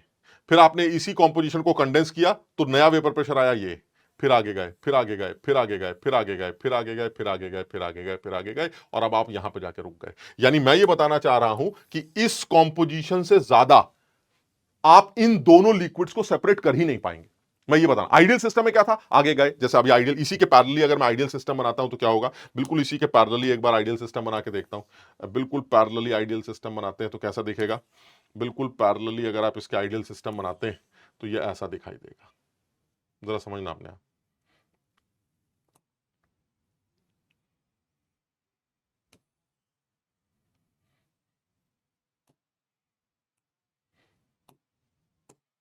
ये आइडियल सिस्टम। अब इसमें क्या था, देखो ऐसे, इसमें भी वैसे ही रफली करते हैं। किसी एक पर्टिकुलर कॉम्पोजिशन से आपने स्टार्ट किया, आगे गए, ऊपर गए, और आगे गए, और ऊपर गए, और आगे गए, और ऊपर गए, आपको एक फिक्स कंपोनेंट, एक पर्टिकुलर कंपोनेंट मिल जाएगा। वो कंपोनेंट 1 और 2 में से जो ज्यादा वॉलेटाइल है वो आपको मिल जाएगा। ये आइडियल सिचुएशन थी सर। लेकिन नॉन आइडियल सिचुएशन क्या कहती है सर, नॉन आइडियल सिचुएशन ये कहती है कि जो लार्जली डेविएटेड सिस्टम होते हैं, पॉजिटिव डेविएटेड और नेगेटिव डेविएटेड, सर उन लोगों में से उन लोगों को आप किसी भी कॉम्पोजिशन में मिक्स कर दीजिए सर, और फिर आप उसका फ्रैक्शनल डिस्टिलेशन करिए, तो सर धीरे धीरे करके एक टाइम ऐसा आता है कि आप एक ऐसा सिस्टम पाते हैं जिसको आप उस सिस्टम को उससे ज्यादा सेपरेशन दे ही नहीं सकते। यानी एक ऐसा कॉम्पोजिशन आपको मिल जाता है जिस कॉम्पोजिशन से ज्यादा आप उसको प्योरीफाई, उनको सेपरेट कर ही नहीं सकते। यहां पर क्या है सर, दो लोग आपने लिए, एक मान लीजिए ये वाला कॉम्पोजिशन लिया और इस कॉम्पोजिशन से आपने फ्रैक्शनल डिस्टिलेशन स्टार्ट किया, खट खट खट खट, धीरे धीरे करके 10-12 बार आपको सेपरेशन मिल जाएगा, एक लिक्विड अलग हो जाएगा, दूसरा लिक्विड अलग हो जाएगा। लेकिन यहां ऐसा नहीं हो पाएगा। क्यों नहीं हो पाएगा? क्योंकि सर आप जब ये काम करना शुरू करेंगे तो एक ऐसा पॉइंट आ जाएगा जिस पॉइंट पर आप एजियोट्रॉपिक मिक्सचर पा जाएंगे, और उस एजियोट्रॉपिक मिक्सचर का एक फिक्स कॉम्पोजिशन होगा। इस कॉम्पोजिशन से ज्यादा आप उन दो लिक्विड्स को सेपरेट कर ही नहीं पाएंगे। सर अगर मैं पहले से ही कॉम्पोजिशन ये वाला ले लूं, बात तो सही है, अगर आप पहले से ही ये वाला कॉम्पोजिशन ले लें तो क्या होगा, तब तो इससे ज्यादा सेपरेशन हो गया। अगर आप ये वाला कॉम्पोजिशन लेके आएंगे तो क्या होगा, जरा देखते हैं। अगर आप ये वाला कॉम्पोजिशन लेके आएंगे तो फिर वही बकवास चालू होगी। जरा समझना, लीक वेपर का कॉम्पोजिशन ये, लिक्विड का ये, इसका इसका, फिर से वहीं पहुंच गए। सर आपको जैसे करना है आप वैसे कर लीजिए, लेकिन आप कहीं से भी चलिए, पहुंचना आपको यही होगा सर। यानी इस कॉम्पोजिशन से ज्यादा कॉम्पोजिशन आप इन दो लोगों को सेपरेट कर ही नहीं सकते, and that mixture is known as isotropic mixture. यानी अब ये मिक्सचर एक ऐसा मिक्सचर है जो इस तरह से बिहेव करेगा जैसे लिक्विड फेस का जो कॉम्पोजिशन है वही वेपर फेस का भी कॉम्पोजिशन है। देखना, इस कॉमन पॉइंट पर लिक्विड और वेपर का कॉम्पोजिशन सेम है सर, इस कॉमन पॉइंट पर लिक्विड और वेपर का कॉम्पोजिशन सेम बन जाता है सर। ये सिस्टम एक आइडियल, एक प्योर लिक्विड की तरह बॉयल करने लगता है। अब आप अगर ये सोचे कि इससे ज्यादा इसको सेपरेट कर पाएंगे, इसका बॉइलिंग पॉइंट बदल पाएंगे, अब कुछ नहीं हो पाए। मेरी बात सब लोग समझ रहे हैं? तो मैं ये बताना चाह रहा हूं कि सर ये एक यूनिक सा कॉन्सेप्ट है एजियोट्रॉपिक मिक्सचर का। जो तुम्हें मैं समझाना चाह रहा था वो ये था कि अगर आप ए और बी को मिक्स करके आग लगाते हैं तो ऊपर ए ज्यादा आएगा। मान लो ए ज्यादा वॉलेटाइल है तो ए ज्यादा आएगा, बी कम आएगा। फिर आप इन वेपर्स को कंडेंस कर लेंगे, तो यहां 2 ए है, ऐसे समझाने के लिए लिखा है, 2 ए और 1 बी। तो यहां पर कितने आ जाएंगे, 2A और 1B। फिर आप गर्म करेंगे तो ऊपर A ज्यादा आएगा क्योंकि A ज्यादा वॉलेटाइल है, तो 3A 1B। फिर इनको कंडेंस करेंगे तो फिर यहां 3A 1B आ जाएगा। जो यहां है वही तो नीचे जम गया, समझ रहे हैं। अब आप ये और उड़ेगा तो यहां 4A आ जाएंगे, इनको जमा देंगे, यहां 4A आ जाएंगे, इनको उड़ा दें। अब हो क्या रहा है सर, यहां भी 4A है और उड़ने के बाद यहां भी 4A। जब आप इसको जमाएंगे तो सर यहां भी 4A है, यहां भी 4A आएगा सर। अब ये 4A और 1B सर फिक्स हो गया सर। अब 4A और 1B से ज्यादा इनको सेपरेट नहीं कर पाएंगे। This mixture is known as azeotropic mixture. और अगर यही आइडियल सॉल्यूशन होता तो sir 4A 5A 6A 7A 8A 9A और एक टाइम ऐसा आएगा ए बी, खत्म। समझ रहे बात को, and that is ideal situation. मेरी बात सब लोग समझ रहे? तो दिस इज एजियोट्रॉपिक मिक्सचर, जो जिसके लिए यही एक चीज बोली जाती है, जिसमें कि आप एजियोट्रॉपिक मिक्सचर एक ऐसा मिक्सचर है जो कि एक फिक्स कॉम्पोजिशन का मिक्सचर है, जिसमें लिक्विड फेस का कॉम्पोजिशन और वेपर फेस का कॉम्पोजिशन फिक्स होता है। और आप किसी भी नॉन आइडियल सिस्टम में लार्जली पॉजिटिव डेविएटेड या लार्जली नेगेटिव डेविएटेड सिस्टम्स के अंदर ही एजियोट्रॉपिक मिक्सचर बना सकते हैं। अगर पॉजिटिव डेविएटेड सिस्टम है तो हमारा मिनिमम बॉइलिंग एजियोट्रॉप बनेगा, क्योंकि वेपर प्रेशर के ज्यादा होने से बॉइलिंग पॉइंट कम हो जाता है। तो अगर positive deviated non ideal system है तो वो मिनिमम बॉइलिंग एजियोट्रॉपिक मिक्सचर बनाएगा, और अगर नेगेटिव डेविएटेड सॉल्यूशन है तो वो मैक्सिमम बॉइलिंग एजियोट्रॉपिक मिक्सचर बनाएगा। सिर्फ इतनी सी बात आपको एजियोट्रॉपिक मिक्सचर के लिए याद रखनी है। क्लियर है? चलिए सर नेक्स्ट पॉइंट पर आते हैं। नेक्स्ट पॉइंट है हमारी कॉलिगेटिव प्रॉपर्टी। कॉलिगेटिव प्रॉपर्टी क्या है सर? कॉलिगेटिव प्रॉपर्टीज वो प्रॉपर्टीज हैं जो सल्यूट के नंबर्स के ऊपर डिपेंड करती हैं। जितने ज्यादा सल्यूट पार्टिकल्स लिए जाएंगे उतनी ज्यादा उसकी कॉलिगेटिव प्रॉपर्टी होगी। और ये कुल मिला के देखे जाए तो हमारे लिए 4 तरह के आते हैं। एक relative lowering, elevation, boiling point, depression, freezing point and osmotic pressure. अब एलिवेशन और relative lowering of vapour pressure क्या है सर? बहुत ऑब्वियस है सर, अभी बात हुई थी हमारी कि जब कभी भी सल्यूट को सॉल्वेंट के अंदर डिसॉल्व करेंगे और सल्यूट उड़ने से अगर मना कर देगा तो ऐसे में सर बहुत साफ समझ में आता है कि जो वेपर प्रेशर होगा वो डिक्रीज कर जाएगा। यानी एक चीज क्लियर है, एक कंपोनेंट का जो वेपर प्रेशर है वो Chi1 इंटू P1 नॉट होगा। दूसरा कंपोनेंट हमारा नॉन वॉलेटाइल है, क्योंकि हम जितनी भी कॉलिगेटिव प्रॉपर्टीज डिफाइन करते हैं वो नॉन वॉलेटाइल सल्यूट्स के लिए ही डिफाइन की जाती हैं। इसका मतलब ये हुआ सर एक ही कंपोनेंट उड़ेगा, समझ रहे हैं, और एक कंपोनेंट का जो प्रेशर होगा वो राउल्ट्स लॉ के अकॉर्डिंगली Chi1 इंटू P1 होगा, और Chi1 की वैल्यू हमेशा 1 से छोटी होगी। तो यानी जो टोटल वेपर प्रेशर है वो P1 नॉट से कम आ जाएगा। आप समझ रहे हैं? यानी जब अकेले थे तो प्रेशर P1 नॉट था, और जब नॉन वॉलेटाइल सल्यूट के साथ मिल गए तो हमारा प्रेशर P1 हो गया, और P1 नॉट से कम हो गया। यानी जब कभी भी नॉन वॉलेटाइल सल्यूट को वॉलेटाइल सॉल्वेंट में डिसॉल्व किया जाएगा तो सॉल्यूशन का जो वेपर प्रेशर होगा वो डिक्रीज कर जाएगा, and this is lowering in vapour pressure. Relative lowering क्या होगी सर? जितना प्रेशर था ओरिजिनली, जितना अब है उनको माइनस कर दिया जाए और ओरिजिनल प्रेशर से डिवाइड कर दिया जाए, दैट इज रिलेटिव लोवरिंग। यानी अगर मैं रिलेटिव लोवरिंग की बात करूं तो relative lowering of vapour pressure क्या निकल के आता है? जितना पहले था हमारे पास P1 नॉट, जितना अब हो गया P1 डिवाइडेड बाय जितना पहले था P1 naught, and this is relative lowering of vapour pressure. This is equal to, ये किसके बराबर होगा? This is equal to chi solute, जिसको आप लिख सकते हैं N solute divided by N solute plus N solvent. For diluted solutions, for highly diluted solutions की अगर आप बात करें, N सल्यूट जो होगा वो N सॉल्वेंट से काफी कम होगा। तो ऐसे में आप रफली P1 naught minus P1 upon P1 naught को N solute upon N solvent भी कह सकते हैं। लेकिन ऐसा तब होगा जब आपका हाईली डाइल्यूटेड सिस्टम होगा, या आपको सवाल में बोला जाएगा कि सल्यूट के मोल्स जो है वो सॉल्वेंट से बहुत कम है, and this is relative lowering. पहले ये था, बाद में ये हो गया, this is lowering divided by original, that is relative lowering. So this is relative lowering of vapour pressure, जो कि सल्यूट के मोल्स और सॉल्वेंट के मोल्स की मदद से कैलकुलेट किया जाता है। बहुत आसान है, बहुत सिंपल तरीके से निकाला जा सकता है। और इसी में फिर आप समझ भी रहे होंगे, इसी में फिर हम मॉलिक्यूलर वेट्स की भी बात कर सकते हैं। जैसे कि यहां पर N सल्यूट है तो N सल्यूट को लिख सकते हैं wait of solute divided bye molecular weight of solute divided by weight of solvent divided by molecular weight of solvent. तो ये आप देख रहे होंगे मेरे ख्याल से कुल मिला के 6 वेरिएबल्स हैं। एक P1 नॉट है, एक P1 है, एक वेट है, एक मोलर मास, एक मोलर मास, यानी कुल मिला के 6 लोग हैं। उन 6 में से कोई भी 5 दे दिया जाता है।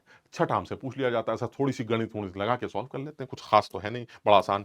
सेकंड कॉलिगेटिव प्रॉपर्टी आती है बॉइलिंग पॉइंट एलिवेशन। बहुत सिंपल है। बॉइलिंग पॉइंट एलिवेशन क्या है? जब भी कभी आप नॉन वॉलेटाइल सॉल्यूट को वॉलेटाइल सॉल्वेंट में डिसॉल्व करेंगे तो सिस्टम का बॉइलिंग पॉइंट एलिवेट कर जाएगा। And this is quite logical. क्यों? क्योंकि सर अभी आपने बताया कि नॉन वॉलेटाइल सॉल्यूट को वॉलेटाइल सॉल्वेंट में डिसॉल्व करने से वेपर प्रेशर डिक्रीज कर जाता है, और जब वेपर प्रेशर डिक्रीज कर जाएगा तो बॉइलिंग पॉइंट एलिवेट कर जाएगा। क्यों? क्योंकि बॉइलिंग पॉइंट वो पॉइंट है जब लिक्विड का वेपर प्रेशर एटमॉस्फेरिक प्रेशर के बराबर। आप समझ रहे हैं? यानी जिस टाइम पर लिक्विड का वेपर प्रेशर एटमॉस्फेरिक प्रेशर के बराबर होता है उस टाइम पर बॉइलिंग स्टार्ट होती। और क्योंकि लिक्विड का वेपर प्रेशर ऑलरेडी कम हो चुका है इसलिए एटमॉस्फेरिक प्रेशर तक जाने में आपको ज्यादा टाइम लगेगा, ज्यादा हीट देनी पड़ेगी, and that is your boiling point increases. Clear? समझ में आ गया? तो ये बहुत सिंपल सा कॉन्सेप्ट है। Vapour pressure of the solvent decrease, बिल्कुल सही है। The boiling point of the solution is increased due to decrease in the vapour pressure. तो आप इस बात को ग्राफिकली भी समझ सकते हैं कि अगर आप ये एटमॉस्फेरिक प्रेशर है, सपोज दिस इज 1.013 और 1 एटीएम प्रेशर, ठीक। तो अब अगर आप किसी भी प्योर सॉल्वेंट को लेते हैं तो जैसे जैसे टेम्परेचर बढ़ता जाएगा वेपर प्रेशर बढ़ता जाएगा, और एक पॉइंट ऐसा आएगा जब वो एटमॉस्फेरिक प्रेशर को टच करेगा। वो जो टेम्परेचर है that is the boiling point of pure solvent, ठीक। अब आप उसमें एक चम्मच चीनी डाल देंगे तो क्या होगा? सर जब आप उसमें एक चम्मच चीनी डालेंगे तो सोल्यूशन बनेगा। चीनी का जो वेपर प्रेशर है सर, सोल्यूशन का जो वेपर प्रेशर वो कम होता है, अभी आपने बताया था। तो इसका मतलब है कि अब जो सॉल्वेंट का वेपर प्रेशर की लाइन है उसके नीचे सोल्यूशन की वेपर प्रेशर की लाइन चलेगी, और 1 एटीएम को वो टच यहां करेगी। अब जब 1 एटीएम को आप यहां टच करेंगे तो वो कौन सा टेम्परेचर होगा? वो ये टेम्परेचर होगा, और ये टेम्परेचर इस टेम्परेचर से ज्यादा होगा। सो दिस इज एलिवेशन सर, ये एलिवेशन है sir. This is delta TB, this delta TB is elevation, इसे आप एलिवेशन कहेंगे। और ये जो डेल्टा टीबी है ये सल्यूट के पार्टिकल्स के ऊपर डिपेंड करेगा, क्योंकि जितना ज्यादा चीनी बढ़ती जाएगी सर उतना ज्यादा जो है वो एलिवेशन बढ़ता जाएगा। आप क्लियर है? समझ में आ रहा है? तो जितना ज्यादा सल्यूट बढ़ता जाएगा उतना ज्यादा डेल्टा टीबी बढ़ता जाएगा। So delta TB is directly proportional, delta TB is a colligative property.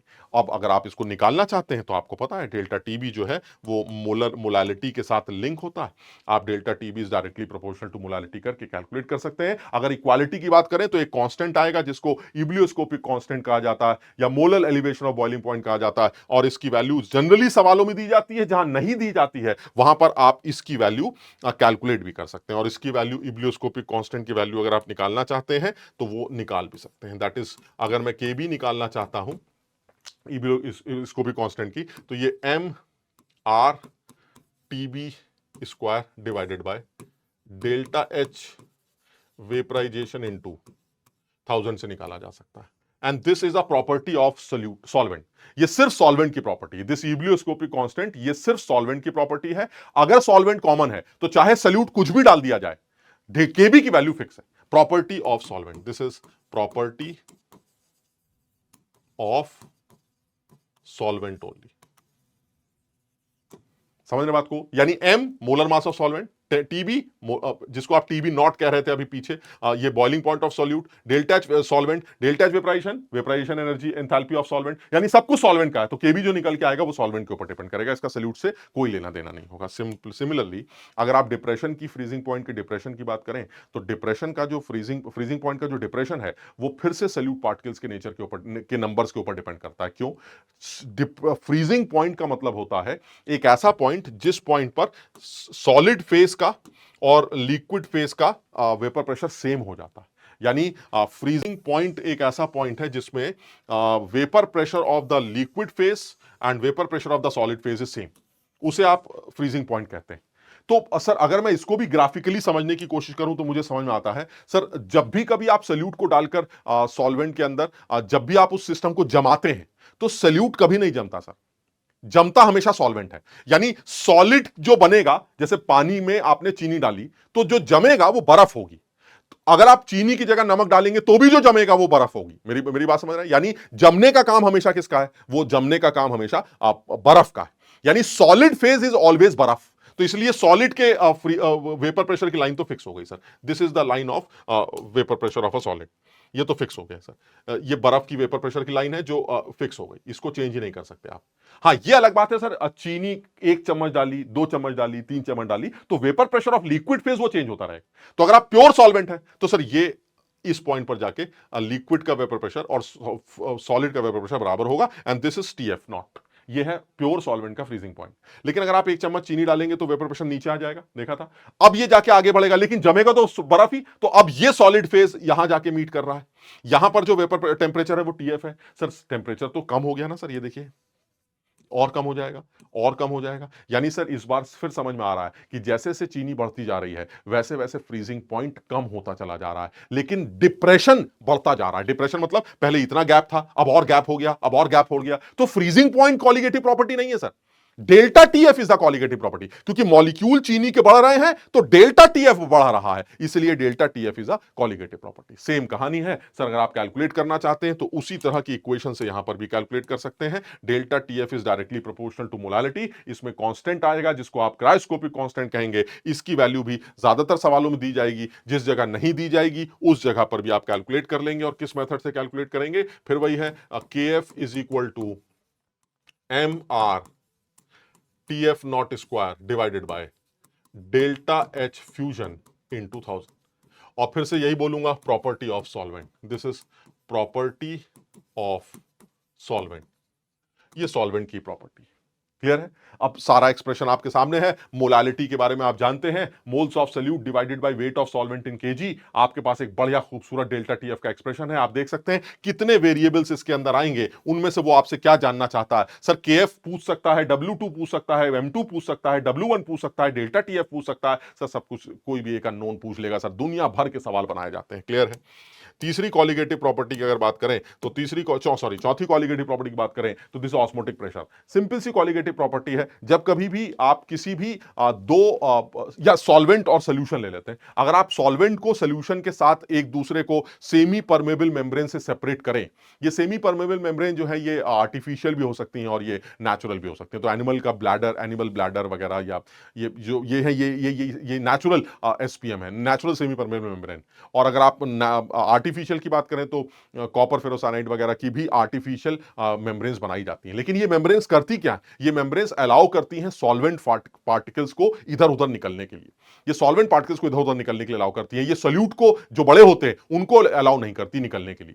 तो जब कभी भी आप सॉल्वेंट और सोल्यूशन के बीच में एक सेमी परमेबल मेम्ब्रेन लगाएं तो ऐसा ऑब्जर्व किया जाता है कि सॉल्वेंट जो है उसका फ्लो, रेट ऑफ फ्लो, वो सॉल्वेंट साइड से सॉल्यूशन साइड में ज्यादा हो रहा है। यानी सॉल्वेंट जो है वो लो कॉन्सेंट्रेटेड सॉल्यूशन साइड से हाई कॉन्सेंट्रेटेड सॉल्यूशन साइड में सॉल्वेंट का फ्लो आपको ज्यादा दिखाई को देता है। This process is known as osmosis. अब आप ऑस्मोसिस को रोकने के लिए जितना प्रेशर सॉल्यूशन साइड में पहले से लगा के बैठ जाएं, that is known as osmotic pressure. यानी ऑस्मोसिस स्टार्ट ही ना हो, उसे आप ऑस्मोटिक प्रेशर का नाम दे देंगे। यानी कहने का मतलब क्या हुआ? कहने का मतलब यह है कि मान लीजिए जैसे ये एक सिस्टम है जिसे सॉल्यूशन बोल रहे हैं, और ये मान लीजिए सॉल्वेंट है, this is semi permeable membrane. ठीक, तो अगर मैंने मान लीजिए कुछ ना किया तो होगा क्या सर? अगर आप कुछ नहीं करते हैं तो ये जो सॉल्वेंट है सर इधर की तरफ भागेगा सर, तो फिर ऑब्वियसली सर जब वो इधर की तरफ भागेगा तो इसे ऑस्मोसिस कहेंगे। अब वो ये कह रहा है कि देखिए ऐसा है, मैं पहले से ही इस सॉल्यूशन साइड के ऊपर एक एक्स्ट्रा प्रेशर लगा दूंगा। This is extra pressure to avoid what? To avoid osmosis.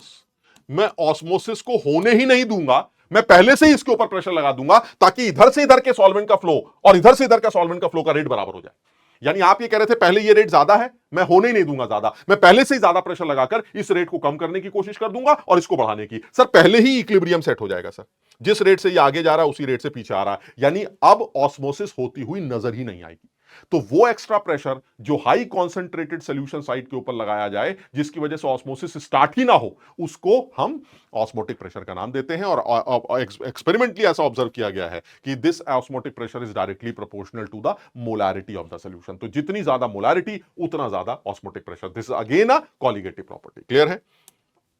दूसरी बात फिर वही है सर, अब इसमें जो जो चेंजेस हैं वो आपको दिखाई दे रहे हैं सर। मोलारिटी के अंदर मोल्स ऑफ सॉल्यूट और वॉल्यूम ऑफ सॉल्यूशन वगैरह आते हैं सर, वो वेरिएबल्स आपसे पूछे जा सकते हैं, आप कैसे भी सवाल बना सकते हैं। तीसरा जो नेक्स्ट छोटा सा पॉइंट आता है वो है उसके अंदर की, अगर दो सॉल्यूशंस ऐसे हैं जो कि सेम कंसंट्रेशन वाले हैं, सेम ऑस्मोटिक प्रेशर वाले हैं, तो वो आइसोटोनिक होंगे। अगर वो ऑस्मोटिक प्रेशर किसी एक का ज्यादा है तो वो हाइपरटोनिक, किसी एक का कम है तो वो हाइपोटोनिक सॉल्यूशन के नाम से जाना जाएगा, जिनके कुछ एग्जांपल्स भी यहां पर लिखे गए हैं। जैसे कि आप देख रहे हैं, the salt concentration is less than 0.9, the solution is said to be hypotonic. In this case water will flow into the cells if placed in this solution and they would swell. यानी जो blood cells होती हैं, अगर मैं उन sales को इस तरह के सॉल्यूशंस में रख दूं तो ऐसे में ये ब्लड सेल्स जिनका जो कि हाइपोटोनिक है, ये जो सॉल्यूशन ये हाइपोटोनिक है, वो ब्लड सेल्स के अंदर फ्लो करेगा, और ब्लड सेल के अंदर फ्लो करेगा तो सेल्स जो है वो फ्लो कर जाएंगे, स्वेल कर जाएंगे। और इसी का उल्टा कुछ यहां पर लिखा गया। आप क्लियर है, समझ रहे बात को? यानी हाई कंसंट्रेटेड सॉल्यूशन साइड की तरफ लो कंसंट्रेटेड सॉल्यूशन से सॉल्वेंट निकलता है और हाई कंसंट्रेटेड सॉल्यूशन साइड में मूव करता है। आप इसको ऐसे समझ सकते हैं जैसे किशमिश को पानी में डालते हैं तो क्या होता है, आपको पता है, किशमिश फूल जाती है। तो किशमिश हाई कॉन्सेंट्रेटेड है, पानी हमारा लो कॉन्सेंट्रेटेड है, तो पानी का फ्लो कहां से हुआ? लो सॉल्यूशन से, लो कंसंट्रेटेड सॉल्यूशन से हाई कॉन्सेंट्रेटेड सॉल्यूशन के अंदर। क्लियर? जिसे आप ऑस्मोसिस का नाम देते हैं। समझ में आ गया?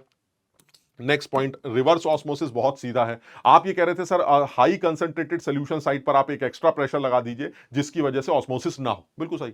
सर अगर और ज्यादा प्रेशर लगा देंगे तो क्या होगा? सर और ज्यादा प्रेशर लगा देंगे तो उल्टा काम चालू हो जाएगा। आपने कहा था कि आप इतना प्रेशर लगाइए ताकि ये मेंटेन हो जाए, लेकिन अगर आप और ज्यादा प्रेशर लगा देंगे तो सर उल्टा काम चालू हो जाएगा, जिसको आप क्या बोलते हैं? Reverse osmosis. यानी हाई कॉन्सेंट्रेटेड सॉल्यूशन साइड में ऑस्मोटिक प्रेशर से ज्यादा प्रेशर लगाने से आपको सॉल्वेंट का फ्लो हाई कंसंट्रेटेड सॉल्यूशन से लो कंसंट्रेटेड सॉल्यूशन की तरफ देखने को मिलता है, जिसको आप रिवर्स ऑस्मोसिस का नाम देते हैं। क्लियर है? बिल्कुल आसान हो गया। नेक्स्ट पॉइंट की बात करते हैं। नेक्स्ट पॉइंट बहुत सिंपल है and that is when top factor. ये कहते हैं ये सारा काम जो आपने किया है, ये सारा काम करने के बाद अगर मैं आपसे ये पूछूं कि बताइए डेल्टा टीबी क्या है या डेल्टा टीएफ कैसे निकालोगे, तो आप क्या बोलोगे? सर मैं ये फॉर्मूला लगाऊंगा कि भाई अगर आप डेल्टा टीबी निकालना चाहते हैं तो मैं केबी इंटू मोलालिटी से ये काम चला लूंगा। तो उसने कहा कि मोलालिटी निकालने के लिए आप क्या करेंगे? तो मैंने कहा मोलालिटी निकालने के लिए आप मुझे मोल्स ऑफ सल्यूट दे दीजिएगा, मोल्स ऑफ सल्यूट दे दीजिएगा, और साथ ही साथ वेट ऑफ सॉल्वेंट दे दीजिएगा, वेट ऑफ सॉल्वेंट दे दीजिएगा इन केजी। तो उसने कहा ठीक है, मैं आपको सब कुछ दे देता हूं, आप मुझे डेल्टा टीबी निकाल के बता दीजिए। तो उसने मुझे सवाल में बता दिया कि भाई ऐसा है, मैं आपको बता रहा हूं कि जो मोल्स ऑफ सल्यूट है वो हमारे पास सी है और जो वेट ऑफ सॉल्वेंट है वो डब्ल्यू के जी। उसने बता दिया। तो मैंने कहा फिर क्या बात करनी है, डेल्टा टीबी की वैल्यू आ जाएगी, डेल्टा या कोई भी colligative property, delta TB delta TF कुछ भी, सर डेल्टा टीबी की वैल्यू आ जाएगी and this is KB into molality and this is C by W. ये आंसर आ गया। वो कह रहा है यार तुम गलत सलत बातें कर रहे हो, ये आंसर नहीं आ रहा है, आंसर कुछ और आ रहा है। मैंने कहा क्या बदतमीजी है, तुमने सी सही दे रखा है, हाँ, डब्ल्यू सही दे रखा है, हाँ, केबी सही दे रखा है, हाँ, तो फिर तो आंसर यही निकल के आएगा, मोलालिटी ये होगी सी बाई डब्ल्यू इंटू केबी, सब कुछ सही है, आंसर यही आएगा। वो कह रहा नहीं, आंसर ये नहीं आ रहा। अब जो मेरा आंसर आ रहा है वो उसके आंसर से मैच क्यों नहीं कर रहा है? इसलिए नहीं मैच कर रहा है क्योंकि जो मेरा आंसर आ रहा है वो theoretical answer, this is theoretical. जो उसने आंसर बताया है वो ऑब्जर्व किया है। तो मैंने कहा भाई ये क्या बात होती है, जो थ्योरेटिकल होगा वही ऑब्जर्व होगा, दोनों में अंतर क्यों आ रहा है? अंतर सिर्फ इसलिए आ रहा है कि मैं इस बात से अनजान था कि कुछ सल्यूट्स या इनफैक्ट ज्यादातर सल्यूट्स ऐसे होते हैं जो सॉल्वेंट में जाने के बाद अपने मोल्स बदल लेते हैं। मैंने कहा मतलब? कह रहा है आपको क्या लगता है कि सल्यूट के सी मोल लिए गए? मैंने कहा हमें क्या पता, तुम्ही ने बताया सल्यूट के सी मोल लिए गए। कह रहा मैंने ही सी मोल लिए थे और मैंने सही बताया था, लेकिन मुझे क्या पता था कि पानी में जाने के बाद वही सी 2C बन जाएंगे, वही सी 3C बन जाएंगे, वही सी 1.5C बन जाएंगे। मैंने कहा मतलब? कह रहा सर मुझे नहीं पता था कि मेरा सल्यूट पानी में जाने के बाद डिसोसिएट करने लगा। मैंने कहा मतलब? कह रहा सर मैंने 1 मोल लिया और पानी में जाके सल्यूट के 2 मोल बन गए, जैसे नमक। सर नमक को आप पानी में डालेंगे तो वो Na प्लस और Cl माइनस में टूट जाएगा, तो Na प्लस के भी मोल 1 बनेंगे, Cl के भी 1 बनेंगे, टोटल सल्यूट के मोल 2 हो जाएंगे। आपने कितने डाले? वो 1। तो आपने जो आंसर निकाला वो 1 से निकाला, लेकिन अंदर जाने के बाद वो 2 हो गए, तो जो आंसर मैंने ऑब्जर्व किया वो 2 की वजह से ऑब्जर्व किया, and that is the difference. समझ रहे हो बात को? इसका मतलब जो ऑब्जर्वेशन है उस ऑब्जर्वेशन वैल्यू में, उस ऑब्जर्व वैल्यू में वो डिसोसिएशन या उस सल्यूट का एसोसिएशन इंक्लूडेड है। मेरी बात समझ रहे हैं? तो उस डिसोसिएशन और एसोसिएशन के इंक्लूड होने की वजह से जो मेरी कॉलिगेटिव प्रॉपर्टी आती है, जो मैं देखता हूं, वो आती है ऑब्जर्व कॉलिगेटिव प्रॉपर्टी। क्लियर है? That is observe. और इसी ऑब्जर्व और इस थ्योरेटिकल कॉलिगेटिव प्रॉपर्टी का रेशो ही, यानी delta TB observed divided by delta TB theoretical, ये हमारा वैन टॉप फैक्टर से डिफाइन होता है। और ये वैन टॉप फैक्टर डिसोसिएशन के केस में और एसोसिएशन के केस में अलग अलग देखने को मिलता है। डिसोसिएशन के केस में ये जो कि ग्रेटर देन 1 आता है, और एसोसिएशन के केस में ये जो कि लेस देन 1 आता है। This is less than 1। Where what is N, यहां पर अगर आप डिसोसिएशन की बात करते हैं तो व्हाट इज एन, एन का मतलब है जितने लोगों में वो डिसोसिएट कर रहा है, एन का मतलब है जितने लोगों में वो डिसोसिएट कर रहा है, जितने लोगों में डिसोसिएट कर रहा है। और यहां पर एन का मतलब है, क्योंकि एसोसिएशन है, तो जितने लोगों में वो एसोसिएट कर रहा है, जितने लोग एसोसिएट कर रहे हैं, that is an. And this alpha is the degree of dissociation and this beta is the degree of association. तो इसका मतलब ये हुआ सर, अगर आपको सही आंसर निकालना है तो सही आंसर क्या होना चाहिए, ये वाला या ये वाला? सर सही आंसर तो वो होना चाहिए जो सही है। अब आपने कैसे निकाला, मुझे इससे क्या मतलब है? सही आंसर कौन सा होगा? सही आंसर वही होगा जो सही है। और सही कौन सा है सर? जो हो रहा है वही सही है। यानी वो पानी में जाने के बाद या सॉल्वेंट में जाने के बाद अगर टूट रहा है तो उससे जो आंसर आ रहा है वही सही है। सर मैंने तो ये आंसर निकाला था जो कि गलत है। Observation is the correct answer. So इसका मतलब है answer is always delta TB observe. और साफ दिखाई देता है डेल्टा टीबी ऑब्जर्व निकालने के लिए आपको थ्योरेटिकल वैल्यू को आई से मल्टीप्लाई करना पड़ता है। समझ रहे बात को? यानी अगर आप सही आंसर निकालना चाहते हैं तो डेल्टा टीबी, अगर आप ऑब्जर्व निकालना चाहते हैं तो आई इंटू डेल्टा टीबी थ्योरेटिकल से निकलेगा। And this delta TB is an example. हम तो सिर्फ एक कॉलिगेटिव प्रॉपर्टी लेके आगे बढ़ रहे हैं। अगर मैं जनरल बात करूं तो क्या जनरल बात है? जनरल बात यही है कि जो हमारी थ्योरेटिकल कॉलिगेटिव प्रॉपर्टी, सॉरी, जो हमें ऑब्जर्व कॉलिगेटिव प्रॉपर्टी निकालनी है, कॉलिगेटिव प्रॉपर्टी जो हमें जो सही आंसर है हमारा, कॉलिगेटिव प्रॉपर्टी जो थ्योरेटिकल वैल्यू है, it is I times colligative property theoretical.